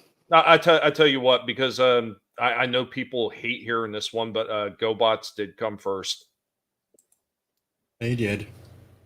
No, you're absolutely welcome. I appreciate it when I have people that are knowledgeable in the chat that love the discussion that we're having. I mean, that's what this is all about. It's about to bring back the feels, is bring back the memories, and for people to come in and talk about it and enjoy it. I mean, even the Return of the Pegasus is, as you showed in your clips, a reference to 78, and it's actually one of the best arcs in the entire modern series. So, yeah, I really want to go back and watch that old one, though. I mean, because like I said earlier, there's so many memories tied in with my father. I actually had a few moments when I was actually putting some of those clips together and that music was playing, like it was mentioned early on when we started the stream. That music, when that music hit, it took me back to being a kid and sitting there with my dad watching the show. And I was like, man, I said, getting through this is kind of making me sad at first. And I was like, eventually it kind of wore off. And I was like, no, you know what? That was a good time. And that's what I went back to. I mean, but I don't know if you guys have ever had anything like that with certain shows and theme music and somebody that maybe is not around anymore. Well, I had the same thing with that. But I had two major disappointments with the new series. The first one was no lasers. Damn it, they switched it to bullets. I'd rather have seen the lasers. Well, I mean, correct me if I'm wrong, but the only reason they used lasers in the 70s was due to censorship laws, correct? Because they couldn't show like firearms being used or something like that. I don't Same know. reason they had robotic. It was Still cool. futuristic. The second complaint I have, and this is going to be the controversial one, I'm going to try to say it without spoilers or anything, but the ending. I did not like the ending. The ending was basically Enterprise's ending to me. It was a total letdown. Yeah, look, I'm not going to defend the ending of the show at all, but I will defend the use of ballistic weaponry, so much so that I did a video about it discussing ballistic versus energy weapons. I think if you're going to have lasers in a show, you have to have shielding. And because the Galactica didn't have, at least not that I was aware, didn't have like visible shielding like Star Trek or certain ships in Star Wars did, they switched to ballistic weaponry, gave you a different tactile feel. And it gave you the ability to use the most obvious defensive method that Galactica has, and that it's the giant cloud of flak that they have against all the fighters and missiles. I agree, it's a different feel, and it's probably a big reason a lot of people didn't like the newer series if you were used to that, but it definitely worked for what they were trying to accomplish. Because laser or plasma weaponry is really going to eat through metal really goddamn fast. Well, the original did reference shields. You just never really saw them. Yeah. Except for maybe a flash here or there where they said that it hit a shield. Yeah, it was assumed. I mean, I think a lot of space shows actually did that. You just had the assumption that was there. What's going on? I seen we had Michael T. High Desert Comics stop in. What's going on? Welcome. And try to tell me that story isn't a revision of Red Eye from the 70s. Very cool stuff. I seen Derek. It's hashtag blame Michael. And Derry says the Next Generation reminds me of watching it with my dad as a little kid. See, I mean, I'm not the only one. There's a bunch of us. Richard Gibbs. See, Knight Rider, like children and that, and A-Team, always reminds me of like having to rush in. Because in the days of there was videos then, but they weren't cheap and that. So in them days, you had to get there to watch it. If you didn't, you weren't going to see it. Gregory L. Levitri is in the chat. What's going on, Gregory? New Galactica is trash. The remake that is. Oh no. I said before, there are plenty of people that have that opinion. So you know what? Everybody's going to like what they're going to like. One of the things I try to say is if I don't like something, I'll tell you I don't like it, but I'm not going to infringe on anybody else's desire or right to watch it. I will say that much. I have plenty of people that I've had conversations with about the new Star Wars or new Star Trek, and I completely disagree with them. I don't like it. I don't want it. I'm never going to partake of it. But to each their own. I tell them, hey, if you love it, good for you, man. I'm happy you enjoy it. I just don't. I mean, what's going on, LPJ? Came out when they were getting ready to promote the show. He's like, we're going to piss off a lot of old fans. Like, he knew it was going to happen. And he caught he still catches a lot of flack for it today, probably. And I think it's just a generational thing. And I think if this new series comes out, you're going to have the same thing, or we're going to have a different argument about it. But I think it comes down to the core of the issue is if the show stands well enough on its own, a remake is justifiable, but it has to stand on its own. Well, see, I'm older than Tommy, and I liked the new one for what it was. I personally don't like Katie Sackhoff, but Boomer was freaking hot. yeah, Grace Park. Like I said, I didn't like it just because of my experience with Caprica. I mean, Brightest Day is telling me that I should give it another look. I'll give it another look. I trust him and Drew. Yeah, Caprica sucked. Yeah, no shit. It was bad. Oh, what's going on, Nano Reaper? Welcome. Good to see you. Gap Stargate. Yeah, he knew he was going to catch flack. I agree, but he did do quite a few nods to the original series. I love the original, and I love the new one. Gregory says the remake has all of the characters against each other and constantly paranoid about each other. They were united in the original. And I'm not a man soul assassin. I'm a pink bunny guinea pig. I mean, he's not wrong. That's definitely a characteristic of the new series, and it's part of why it worked, because you had that element of tension. Again, I'm on a show that reviews it, and I agree that the last 2 seasons definitely fell off, and they overuse a lot of themes. Like, I'm not defending the entirety of it, but it definitely worked for what it was trying to pull off. And I'm gonna say right now, the ending sucked. It did. It had, like, I mean, but okay, how many great shows have terrible endings? Quite a few of them, right? I know. Yeah, See, actually, I can't point out what was really horrible about it to Tommy, because I want him to go in and listen to this fresh without spoiling it for him. The problem is, it was, again, it's just a cop-out answer, but it's the writer's strike. Like, the writer's strike really hurt them and a lot of other shows. And it was just, it felt rushed at the end. Well, I will point out, like Drew was talking about earlier about 1980 being a letdown for him. I think there was a few things that they did wrong in that, the way they ended that. I hated the fact that they left some of the characters in alerts, like you really didn't know what happened to them. It was kind of like an open end to it. I didn't like that. And that was, as far as you're talking about bad endings. I mean, there's a lot of shows that just have horrible endings, because I don't think a lot of these shows actually planned on ending as soon as they did, too. So they were kind of rushed into endings a lot of times. And that's why I like to think that if you're going to write a story, you need to know where it ends when you start. Like, you need to have a pretty good idea of what you're going to do to close it out. The problem with Galactica 80 was they wanted to chop the budget so damn much that they had to get rid of most of the main stars. No, I hear you, Gregory. I'm sorry, go ahead, DJ. They elevated Boxy to being one of the best colonial warriors at that point. It's just like, come on.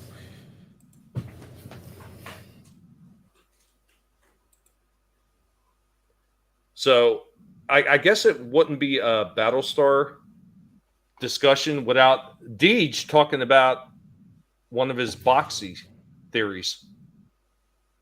Oh, damn.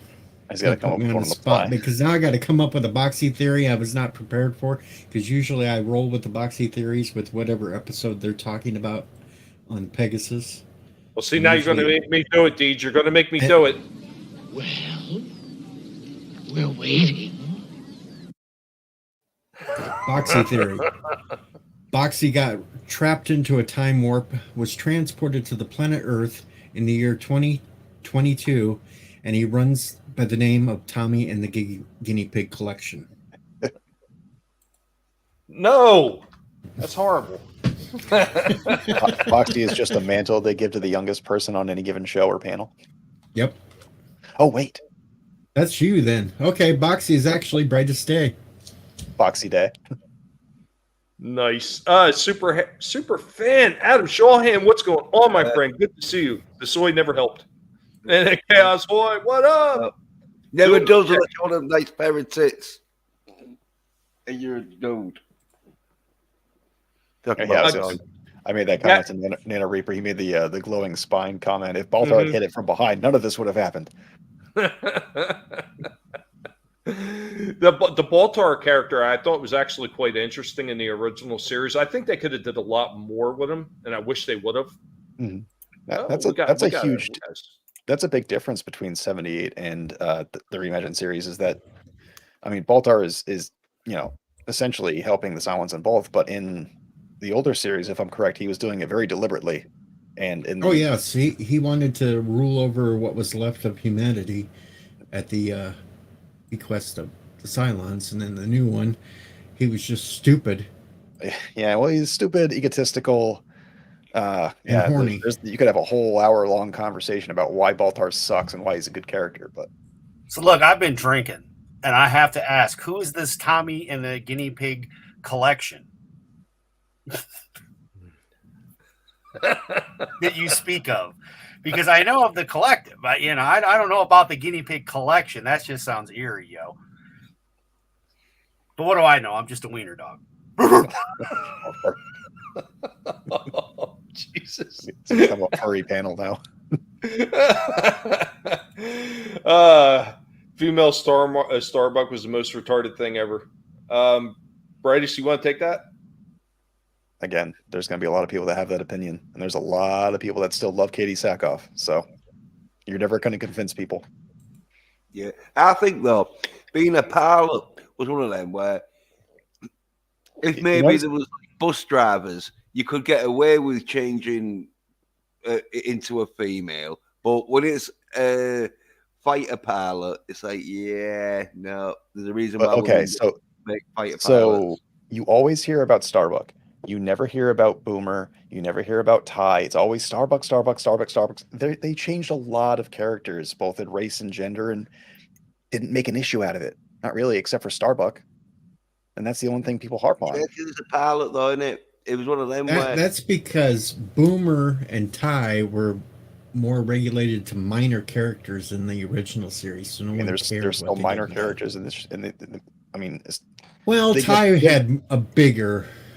Yeah, and so did Boomer, but they were still. So I guess that's hard to say because you have one season versus 4, so you had more time to give more characters time.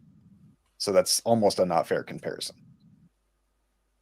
Especially when you dig further into Ty and Boomer's true stories. Mm-hmm. Again, so it's almost an unfair comparison because you're comparing one season to 4. So I have to take that into perspective. What's going on, Glinzer? I am not 100% sure. A female character changed into a male in anything? Anything? Oh, that's a good question. Look how they ruined Doctor Who. I think. How much you think about that? Yeah, they changed the fairy godmother into the Rock, didn't they? So they did that stupid Cinderella thing recently, where they changed the fairy godmother to a gay black man. Yeah, number one. Yeah. And I think the usually fairy godmothers, aren't they? That they get some drag queen usually to do. There's probably, I'm sure fucking RuPaul had been in like some fairy godmother role. Yeah. Look, I call him Lee Breaks All His Toys Adama. Like, I have no love for Apollo either. He did a lot of dumb things. Yeah, Boomer was played by an African American in the original series. It was Boomer and wasn't it Ty also? Ty, yeah, Ty. Yeah, Commander Ty. Commander Ty. Jack off, Chris. So again, thank you. I won't do that for Sackhoff. Nope. That's the kind of thing we bitch about a lot today is, gender and race swapping. But the key difference has to be, does the actor do a good job with the character they're given? Well, that and the do writing. They preach to you? And the writing. Yeah. Also that. Yeah. That's the thing. If they can actually convince you that this is a decent character and it's not written in just for the sake of writing a character in a different gender, you know what? I can watch it. I would say that there's certain rules to that should never be used. Like, number one, like something that's got like a deep history and lore, like especially like older comic book characters. I don't think that they should just be changed on a whim for no reason whatsoever. I can't stand when they do that stuff. That stuff irritates me. Yeah, I saw like a cartoon film, like DC and Marvel do. This is about, I think, 10 years ago. It might have been Disagree. And it had like Batman, but Robin was a girl who was the niece to someone. I can't. I forget. I think it was That's a game, though. the You didn't say anything. Well, yeah, I'm just saying that the change. Like I watched it. It was all right. Like because the made her in not like really kicking ass because she was playing Robin. So, but yeah, it was a bit like, well, if you're doing Batman and you have Robin, but Robin's a gettable, it sometimes is to because they get the orders, don't they? Like, oh yeah, get more female characters in because females need to see role models. Probably like with Battlestar Galactica. Oh yeah, we need a female fighter pilot, so females will want to be fighter pilots and that. But sometimes, yeah, if you, I mean, there were several female pilots in the new series. It wasn't just Starbuck and Boomer. There was Cat. No. There was there were several.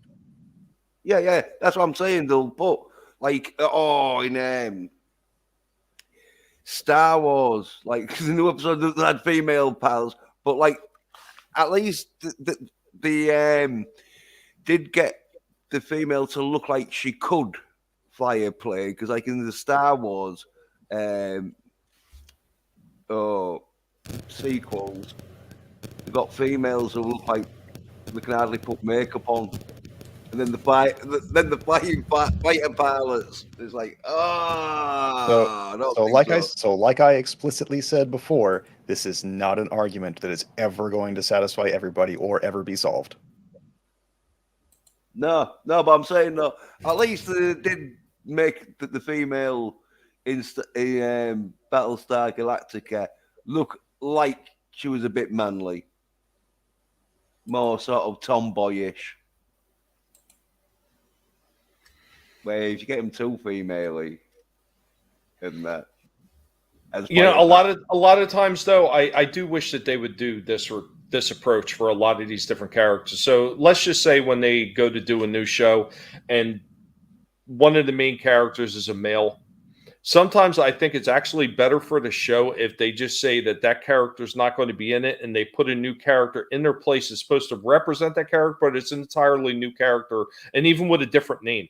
I think if they do that, it probably comes off as a lot more easy to swallow for a lot of people. If they had just changed, if they had just changed the name, I would have been okay with it. Maybe the problem is not with the character, because if it would have been the same character and everything, but name, is it really that different? It's again not an argument this is ever going to be solved. If it, my hard line is, you can make the change. Don't fracking preach to me with it. Don't preach to me that it's because of this or that's the first thing. That's really what's the problem with all this new stuff, right? Is they're using it as a platform. And I'm thinking, Ryan Reynolds in a pair of like hot pants running around in Tomb Raider. That should be a change. This should be. That's just. Isn't that what? What's the game? Nathan Drake. Uncharted. Isn't that what that was supposed to be? Yeah. Well, I think that they have released it or done it, haven't they? But yeah, no, but they're wearing full khaki pants. I want to see them in hot pants. Short shorts and short shorts.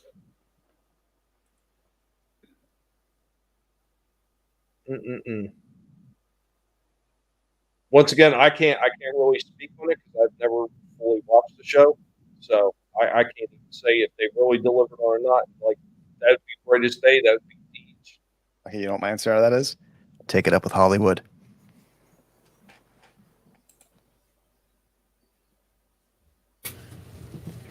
No, absolutely not. No.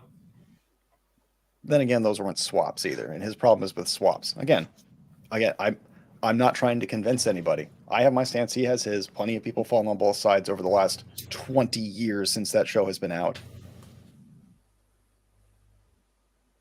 And this was before the real ridiculousness with the gender studies and all the other crap that they were doing. So, right, and the lesbians. Yes, the Adi Shankar R-rated Power Rangers, which is still up on his YouTube channel, I believe, because he hasn't taken anything down. I'll just say, Tommy, I think if you actually sit down and give it a chance and watch it, you'll enjoy it. like I said, I'll give it a chance. You know, you guys are suggesting that I watch it, and you know, my preconceptions, especially from Caprica, have made me a bit salty about even wanting to really get into it. But I mean, I hear you, Gregory. I understand completely, and yeah, like a lot of times I won't watch a lot of stuff. It's been so drastically altered that it doesn't feel like the original. I haven't watched any of this show. And like mostly, like I've said before, over and over again, because I watched Caprica first, because that's what I was told to watch. That's the suggestion I got. Start there. Okay. Didn't like it at all. So Brightest Day, Drew, Deej, they've been suggesting that I give it a try, really try to sit down and watch it, and I will do that for that sake. I mean, these are guys that I trust. And so if I still don't think it's good, I will tell them I don't like it, and then that'll be my opinion. And they're not going to hold it against me, and I'm not going to hold it against them for liking it. So I will say this, right? We're rallying against people that are casting and writing things based on checkboxes, right? Must be white, must be black, must be disabled, must be this, must be that. If you're going to say that you can only remake a show if it ticks all the same boxes as the original show, are you really any better than them? Shouldn't it matter based on the story and the performance?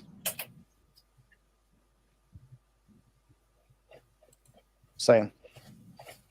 That's the only problem with nowadays is they don't do better stories. Right. But I'm saying that's what should matter. I will say Galactica came out with a good story until the last fucking episode. But yeah, it's just mine. You can be fair. It's a little bit earlier than that. Like, trust me. Again, we say it like every week now. It's like, you know, third and fourth season kind of writer's strike, blah, blah, blah. We try to pick apart episodes as a singular entity and then kind of relate it to the season as a whole. But it is what it is. Yeah. Well, I mean, everybody's tastes are different. I mean, I remember the original Battlestar. That's the main one I remember. I haven't watched anything since the originals, right? But I mean, I didn't ever really get into the originals either. So, you know, again, and I'm sorry, Tommy, I missed a lot because I was out and about and grilling and, you know, running around with the Wiener Dog Clan. It happens. Lost track of time.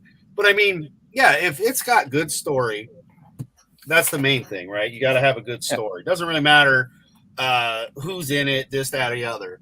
Where today's stuff, it's a shit story where they're only throwing people in it because of, well, I'm, you know, Latinx or I'm this or I'm that, even though they can't act, which makes it even worse. I miss the days of people doing the job that they were able to do and all the other shit didn't matter. And that's kind of why I said intentions, why I said before intentions matter. Like if your intention is to just race swap and virtue signal, that's one thing. If your intention is to tell a good story and you happen, and several people have said this today alone, like I think it might have been Tom from Midnight Sessions. Like I've watched woke stuff that was entertaining. Like they're not mutually exclusive things. Not to say that everything is woke, but you get the gist of what I'm saying. Absolutely. Bruce Lombardo, what's going on? Welcome, buddy. He had asked me that I ever watched the Joseph Kahn directed fan film of Power Rangers. No, I have not, and there's a reason for that. I don't like the Power Rangers. I never have, and I never will. That's a fair point. That being said, I did love the Adi Shankar bootleg universe thing. Like I really wanted to see more of that. And this one was directed at you, Bradis. I haven't seen Picard, and it's been forever, if ever, since I've seen Star Trek V. So, sure. Again, are they preaching to you? Are they preaching, hey, look what we did? And is that better than the story they're giving you? Like, you really have to take everything on its own thing. Which, again, I'm not excited for the Battlestar reboot that's supposedly happening, but if it comes out and it's good, I got to give credit where credit's due. I mean, it's so rare that we get anything good nowadays, but when it does, we give it credit, right? Absolutely. Well, I think that's the thing. A lot of us become so jaded because of how bad a lot of this stuff is that 9 times out of 10 we don't even want to give it a look. I was kind of the same way with Afterlife, with Ghostbusters. I didn't even want to look at it at first, just because I remember hearing about how horrible the 2016 was. I remember seeing the trailers for it, and I was like, "Oh, good God, what the hell is that?" I didn't want to watch it at first, and eventually, talking to a bunch of people, hearing what they had to say about it, I decided to give it a watch, and I didn't know what to think, and I was actually surprised by how well it was done. I felt it was done. Was there some things in there that was absolutely goofy and a little bit like beyond silly compared to the first 2 movies? Yeah, of course. But it really didn't take away from the overall experience of the film. So that's what I'm looking for. I'm looking for number one, does it make sense with the originals that I remember? If it makes sense, can I ignore the stuff that's just stupid and it just doesn't really matter because they're just like little filler scenes? And here's my little cop-out answer too, just to show off again. When I judge science fiction, at least space-based science fiction, this matters just as much as the people in it. And the ships in this show are just as much characters as the people on them. And like that's a huge thing for me. Until they did what they did to the end to Port Alaska. Yeah, until Lee gets to them. Mm-hmm. I think that there are a few exceptions. One of the ones I actually point out is the Dukes of Hazzard. That remake, I don't care how well the General Lee looked initially. The 2 characters of Bo and Luke Duke were so horrible that it ruined that movie for me. I could not stand it. Not the one with Johnny Knoxville.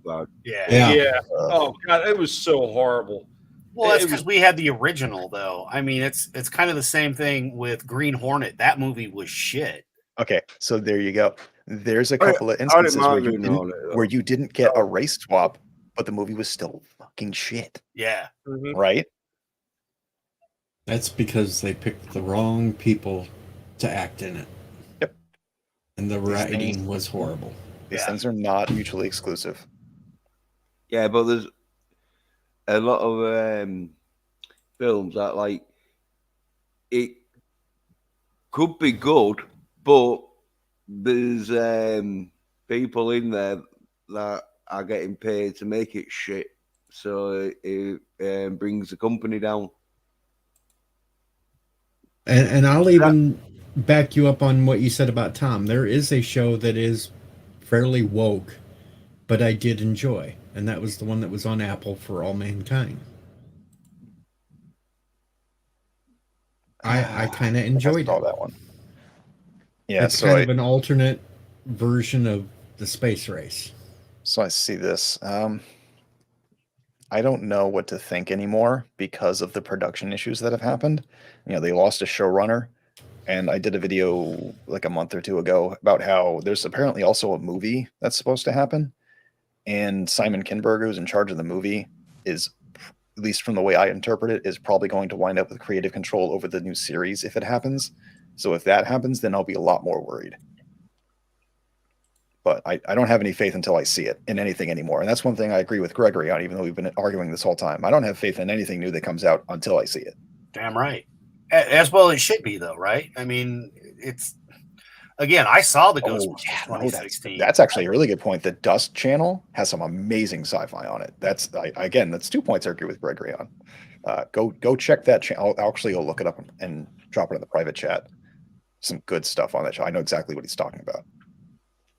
But keep going. If somebody can grab that and throw that in the regular chat too, I'd much appreciate it. And going right along with Gregory saying, I've seen some of these fan films that have been absolutely amazing. Some of the Star Wars stuff that they've done, it blows anything away that Disney's doing by leaps and bounds. Matter of fact, didn't they hire the guys that did that short reimagining of Obi-Wan and Darth Vader from the first movie? Didn't they hire them? I don't know. No, you don't. I think There could have been, yeah. Yes. So what do you Yeah. call it? Yeah, I heard about Freelance. this too. Delayed until 2023. The Babylon 5 new project. It's to coincide with the sale of the CW, which is going to be interesting because I think, depending on who buys the CW and whether or not the CW remains the CW, might affect that project and whether it still exists after the fact. So that'd be a good thing to keep an eye on. I threw it in the chat. I don't know if yours is set up, Tommy, where you got to have a wrench, but if somebody with a wrench sees that and wants to copy it and reshare it. No, you don't have a wrench on the channel? Yeah, No, I think you have to have sir. a wrench to post links in any chat. Well, no, I thought I had already given them one. Let me try to open up the YouTube. I posted And it with make sure- a space. A smart person can copy that and remove the space. Right. Well, yeah, that's what I was thinking too. I was like, so I was like, somebody with a wrench can do it too. It's, you know how funky YouTube gets, man. Yeah. I think at the end of the day, though, whether we agree on Battlestar or not, we all want good sci-fi, whatever form it takes. Yeah. How are you not moderated on here already? I Good don't God. know. Probably they got a thing against the Wiener Dog Clan. And, Probably the same reason I'm not moderated. Well, you are now. Like I'm pretty sure I went through and I moderated almost everybody. And I do that for a reason. Number one, I want everybody to be able to say whatever they have to say when they come to my channel. Mm-hmm. And if they have something they want to share like that, they should be able to post it. And it's funny, I am not seeing your chat here, Adam. I don't know why. Are you on top chat or live chat? No, I'm on live chat. I always change it. The minute I check on YouTube, I always change it to live chat immediately. Mm-hmm. And that's just weird that I'm not seeing it. Yeah, I can see it. It says hello. Yeah, we'll do it the easy Yeah, way. now I see it. Okay. Like, I didn't see it before. That was just odd. I was waiting for everything to start roboting on me. I just never know with this damn internet. It drives me absolutely insane. But I mean, I would love to see a nice, robust indie sci-fi market just emerge and start giving us good stuff. Because I mean, like I said before, even The Expanse, which was the franchise that took the bar from Battlestar for me for the first 3 seasons, went downhill as soon as Amazon bought it. See, I never got into that either. I tried watching the first episode and I just didn't dig. I just haven't had time to sit down and watch it. I think the last real good sci-fi show was something the Sci-Fi Channel had, and for the life of me, I'm blinking on the name. But it had like 4 seasons and was pretty decent. But I give us good sci-fi. I'm with you. I just have to go back and rewatch The Expanse. So you're thinking that after Amazon, it kind of went more downhill? You know, it had 4 seasons that was pretty decent. Okay. Battlestar Galactica. The only show I can think of that got better the more time that went by was Enterprise. I've heard Babylon 5 gets better as you go on. You have to get past a certain point. I still almost have to watch that. I would have said Deep Space Nine because Deep Space Nine starts off extremely slow and is very boring for probably the first 4 or 5 episodes, in my opinion. And I felt like that show got better as it went on.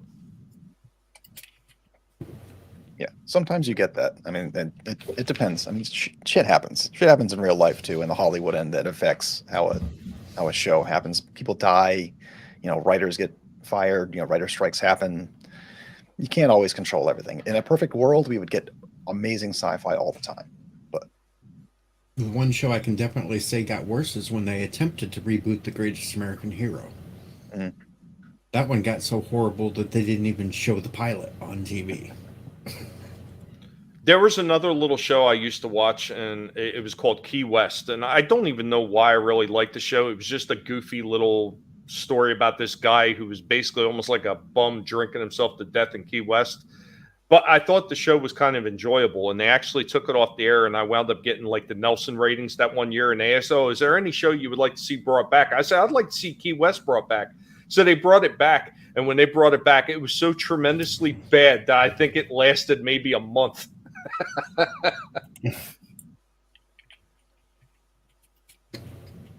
Yeah, look, there's a lot of writers out there and like companies who are trying to make one fit size all fucking entertainment, and you can't. Well, you can, but it's very hard, and so usually you just want to get your audience, but they're not, because they're trying to make it propaganda shit, and so the more sort of representation they can get in there, then the more sort of propaganda they can spread. Yeah, I agree.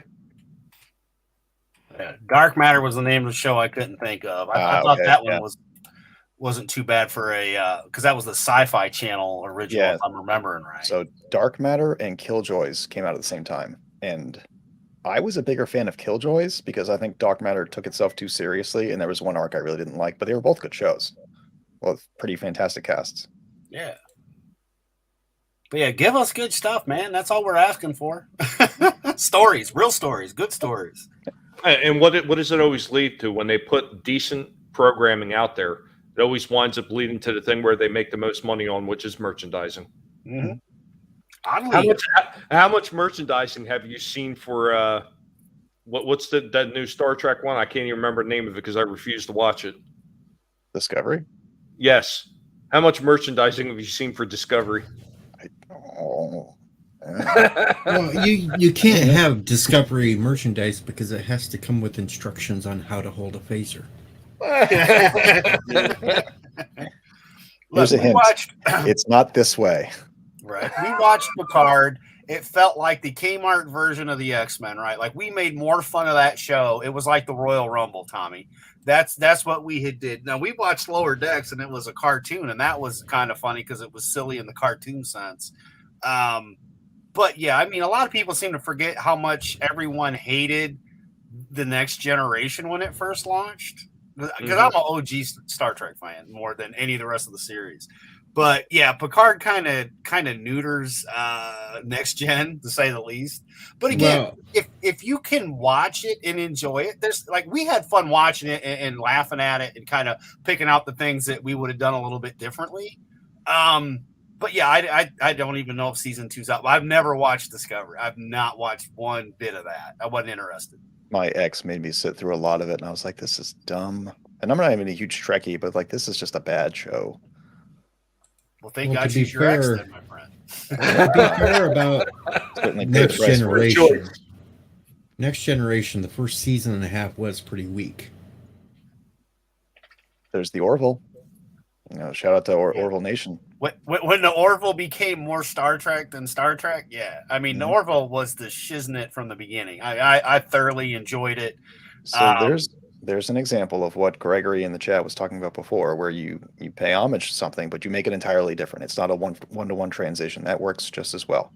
And yes, Eaglemoss does have Discovery ships, but they can't sell them. They're forcibly giving them away if you sit there and pay into their Ship of the Month club. That's the only way they can get rid of it. They need to just send one free to Tommy and the Guinea Pig Collective. He'll take pictures of his guinea pigs taking a ship in their ship. Mean, I already own a pizza cutter. Why would I buy the Discovery? I'd melt it down and turn it into something better. Mm-hmm. Like better hoses for your Transformer Ghostbusters car. There you go.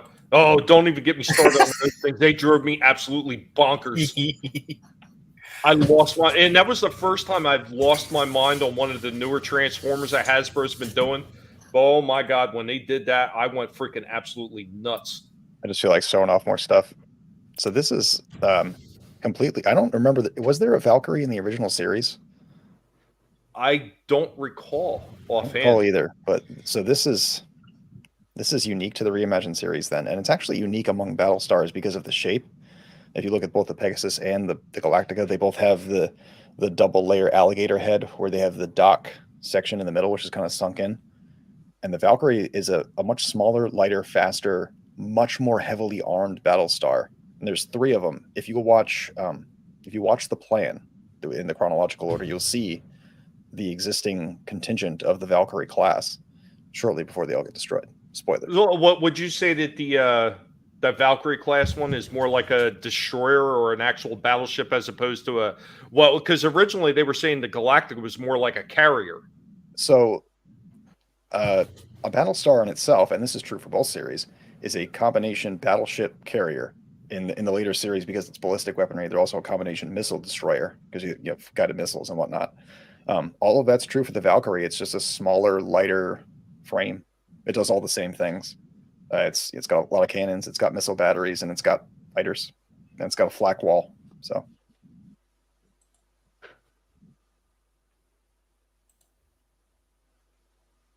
Yeah, the ship, the Raza in Dark Matter, was actually a really impressive design. I was very, very impressed with it. A Halo Pelican. Yeah, because it's got the pivoting, the vectored thrust engines on it, so it makes those agile turns. Really good stuff. I'm a sucker for good ship design. And Bruce definitely approved of your ship. Yeah, and someone mentioned the stealth Battlestar. I think he means the Blackbird, which is the stealth. It's not really a Battlestar. It's more a fighter, even though it doesn't have any weapons. It's like a stealth reconnaissance craft. Again, broken by Lee, breaks all his toys Adama. And he's just flying it around, and just stuff happens. Yeah, I hear you. I hear you. He did a lot of funny stuff though in that series, poking fun at the woke culture. Like there was the one where he had the entire planet that based everything on ups and downs, so, likes and dislikes on the Orville. That was actually a hilarious episode to show you where society is going when they base everything off your social interactions.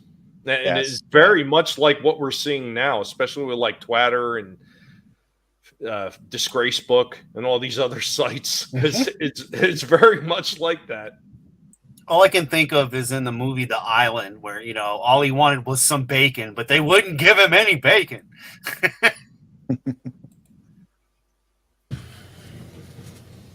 Is it blood and chrome? Okay. Uh-oh, somebody marked this on the calendar. I'm right. There you go. Deej is right. They can't give away those Eaglemoss STD ships. Past few weeks, they've been 50% off Star Trek, and guess which ones?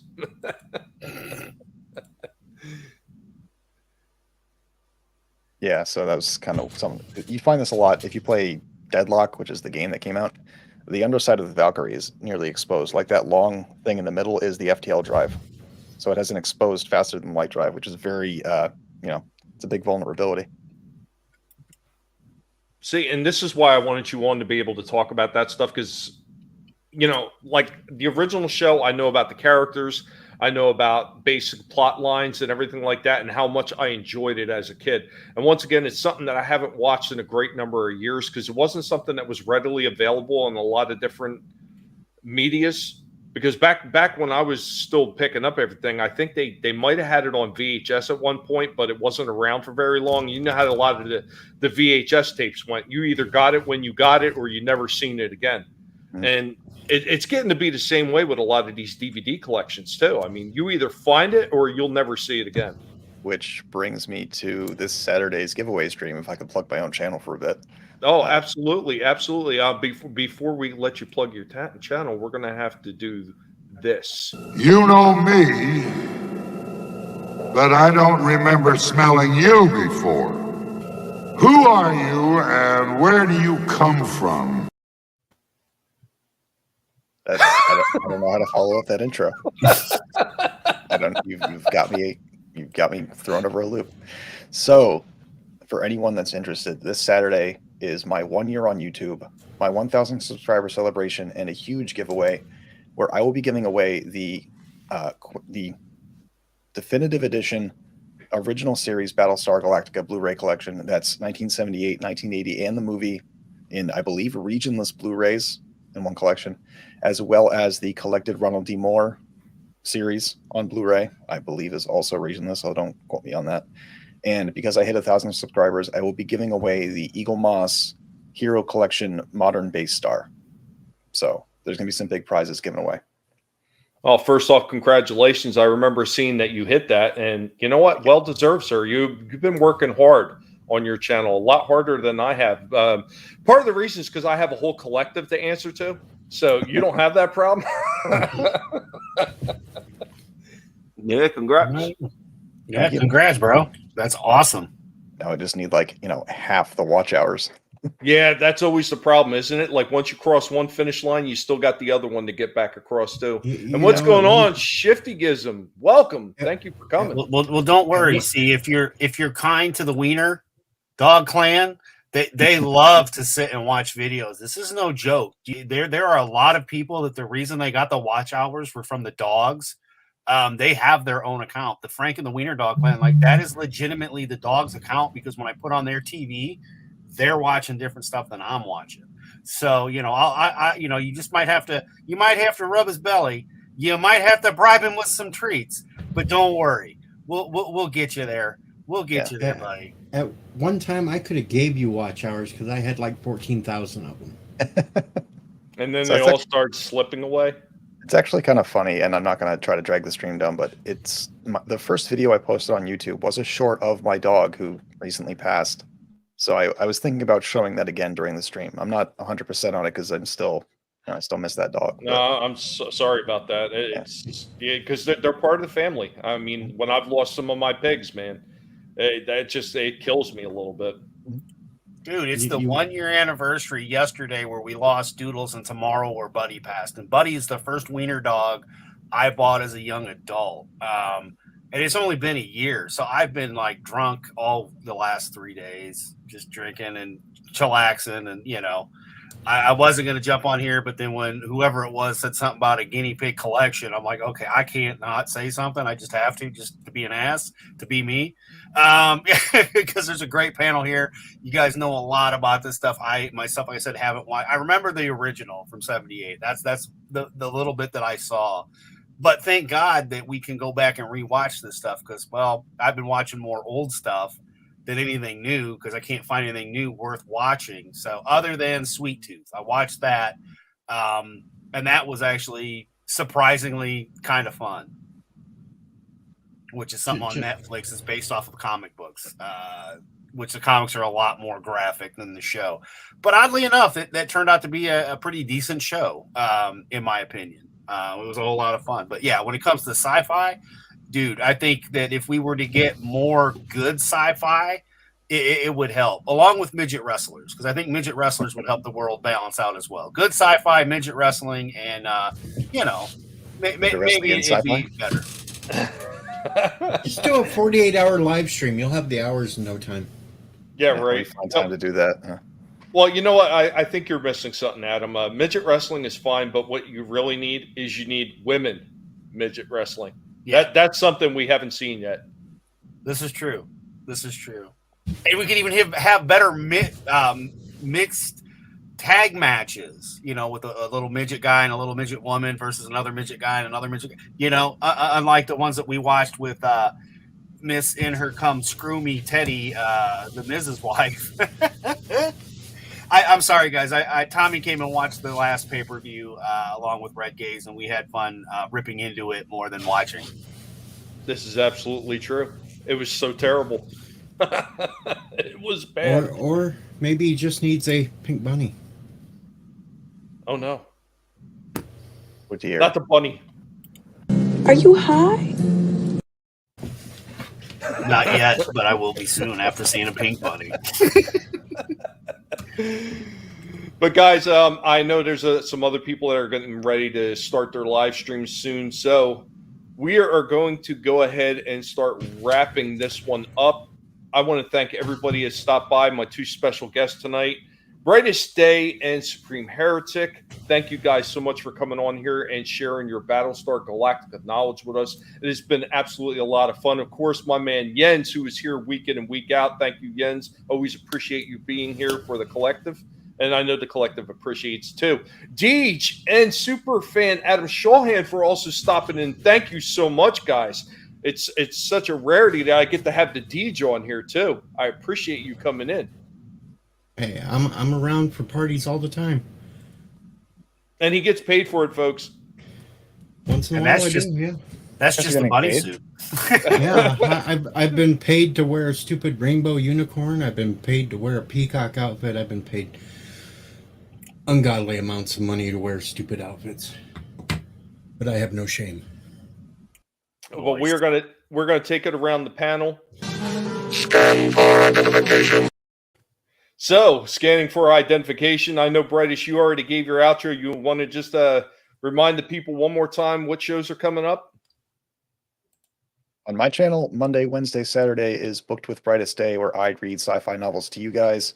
Tuesday and Thursday, I support Drew on his channel for United Resistance and Pegasus Actual Podcast. I do a bevy of other content throughout the week. I also stream on Twitch. Love you guys. Awesome. Thank you so much. Make sure to check out. I know almost everybody's links are down in the description below. I can't remember if Deej is there or not, but we're going to take it over to my buddy Jens. Jens, let him know what you got going on. Right. Hopefully, I'll be doing a video. Like, I don't know what subject, but hopefully, I'll have it done for tomorrow, and I'll be doing a stream tomorrow with another subject, which I don't know what it'll be about. Hopefully, unless I do it on the Wednesday. But on the Wednesday, I've got the James Bond film On Her Majesty's Secret Service review and spoilers. And yeah, I'm on Twitter at 27A Pedersen. Awesome. Always a pleasure to have you on here week after week. Cheers, man. I was on Tommy. Good 2 hours. About 2.5 hours on Battlestar Galactica. Yeah, absolute blast. I'm having fun. And of course, we got our guys who came in, so they're going to get the proper outro to be able to talk. And we'll start off with DC. You know me, but I don't remember smelling you before. Who are you and where do you come from? I'm Deej. I'm the Demented Pink Bunny. You can find me on my own channel, Deej Odyssey, where I'm doing just random live streams where we just let people up and talk about whatever. I'm doing a short limited run right now, also uploading videos of me playing 7 Days to Die, trying to get chomped on by zombies. And you can also find me over on Hunstar's channel as part of Team Hunstar, where we do Name That Tune and Jackbox Game Nights, and this Sunday should be another Name That Tune tryout. So if you know music, come on over, jump up on the panel, and we'll put you through the test to see how well your music knowledge is. Awesome. Thank you for coming through, Deej. I appreciate it. Not a problem. My pleasure. And we got the super fan. Yeah, that's right. The man with the plan, along with a Frank in the Wiener Dog Clan, 14-time WCBS Stealing Solo backer, 3-time Wolfbusters backer, along with the Guinea Pig Collective. Always here. Anytime the man is streaming, I try to be here on the chat, in the chat, on the panel when I can. Always a lot of fun. You can catch me on E-Tepakulin's, the place to be reviews every Monday, Wednesday. Tony Tone Deaf and the Clown World review for the Monday night retrospective of wrestling on Tuesdays, either on the show or in the chat. Wednesdays, when we have a stream, Digital Pollution Podcast, Digital Pollution, myself, a couple Brits, sometimes a German and an Irishman get together and talk pop culture. And every Friday on the Men's Room, you will find me. I am the co-host of the Men's Room. That is where you will find me, along with again, I love Thursdays with these two guinea pigs when they decide to do their collective talk with, of course, Tommy the Guinea Pig Collective and Vinny Mac, Vinny Tartamello of Vinny Art. So yeah, that's where you can find me, and we're just having fun, just being a bunch of wiener dogs hanging out with all you fine people in the chat and this wonderful panel. So thank you, Tommy, for letting me come on. No, not a problem, my friend. I'm glad that you could stop on. We always try to have fun here every single week. I think we had a wonderful discussion today about Battlestar Galactica. It's one of the ones that I actually want to talk about for quite some time, and it was just a matter of being able to put everything together and get some wonderful people up here to talk about it. And once again, I am so appreciative to everybody that has stopped by in the chat, every single one of you. Thank you so much for coming through. I always appreciate it when you come in through week after week, and when you guys get in the chat too, and you don't have to, even though you are just about all modded, and you start throwing links in the chat for me, I do appreciate that because it helps me out tremendously. Because CenturyLink sucks and they don't want to give me really good internet. We are working on irritating them to the point that they're going to give us good internet, but we'll see what happens. Such heroic nonsense. But anyway, guys, remember, never let anybody tell you what you should or should not say, what you can or cannot watch, because your silence gives consent. And we will catch you all next time. Later, y'all. Say we all. All right.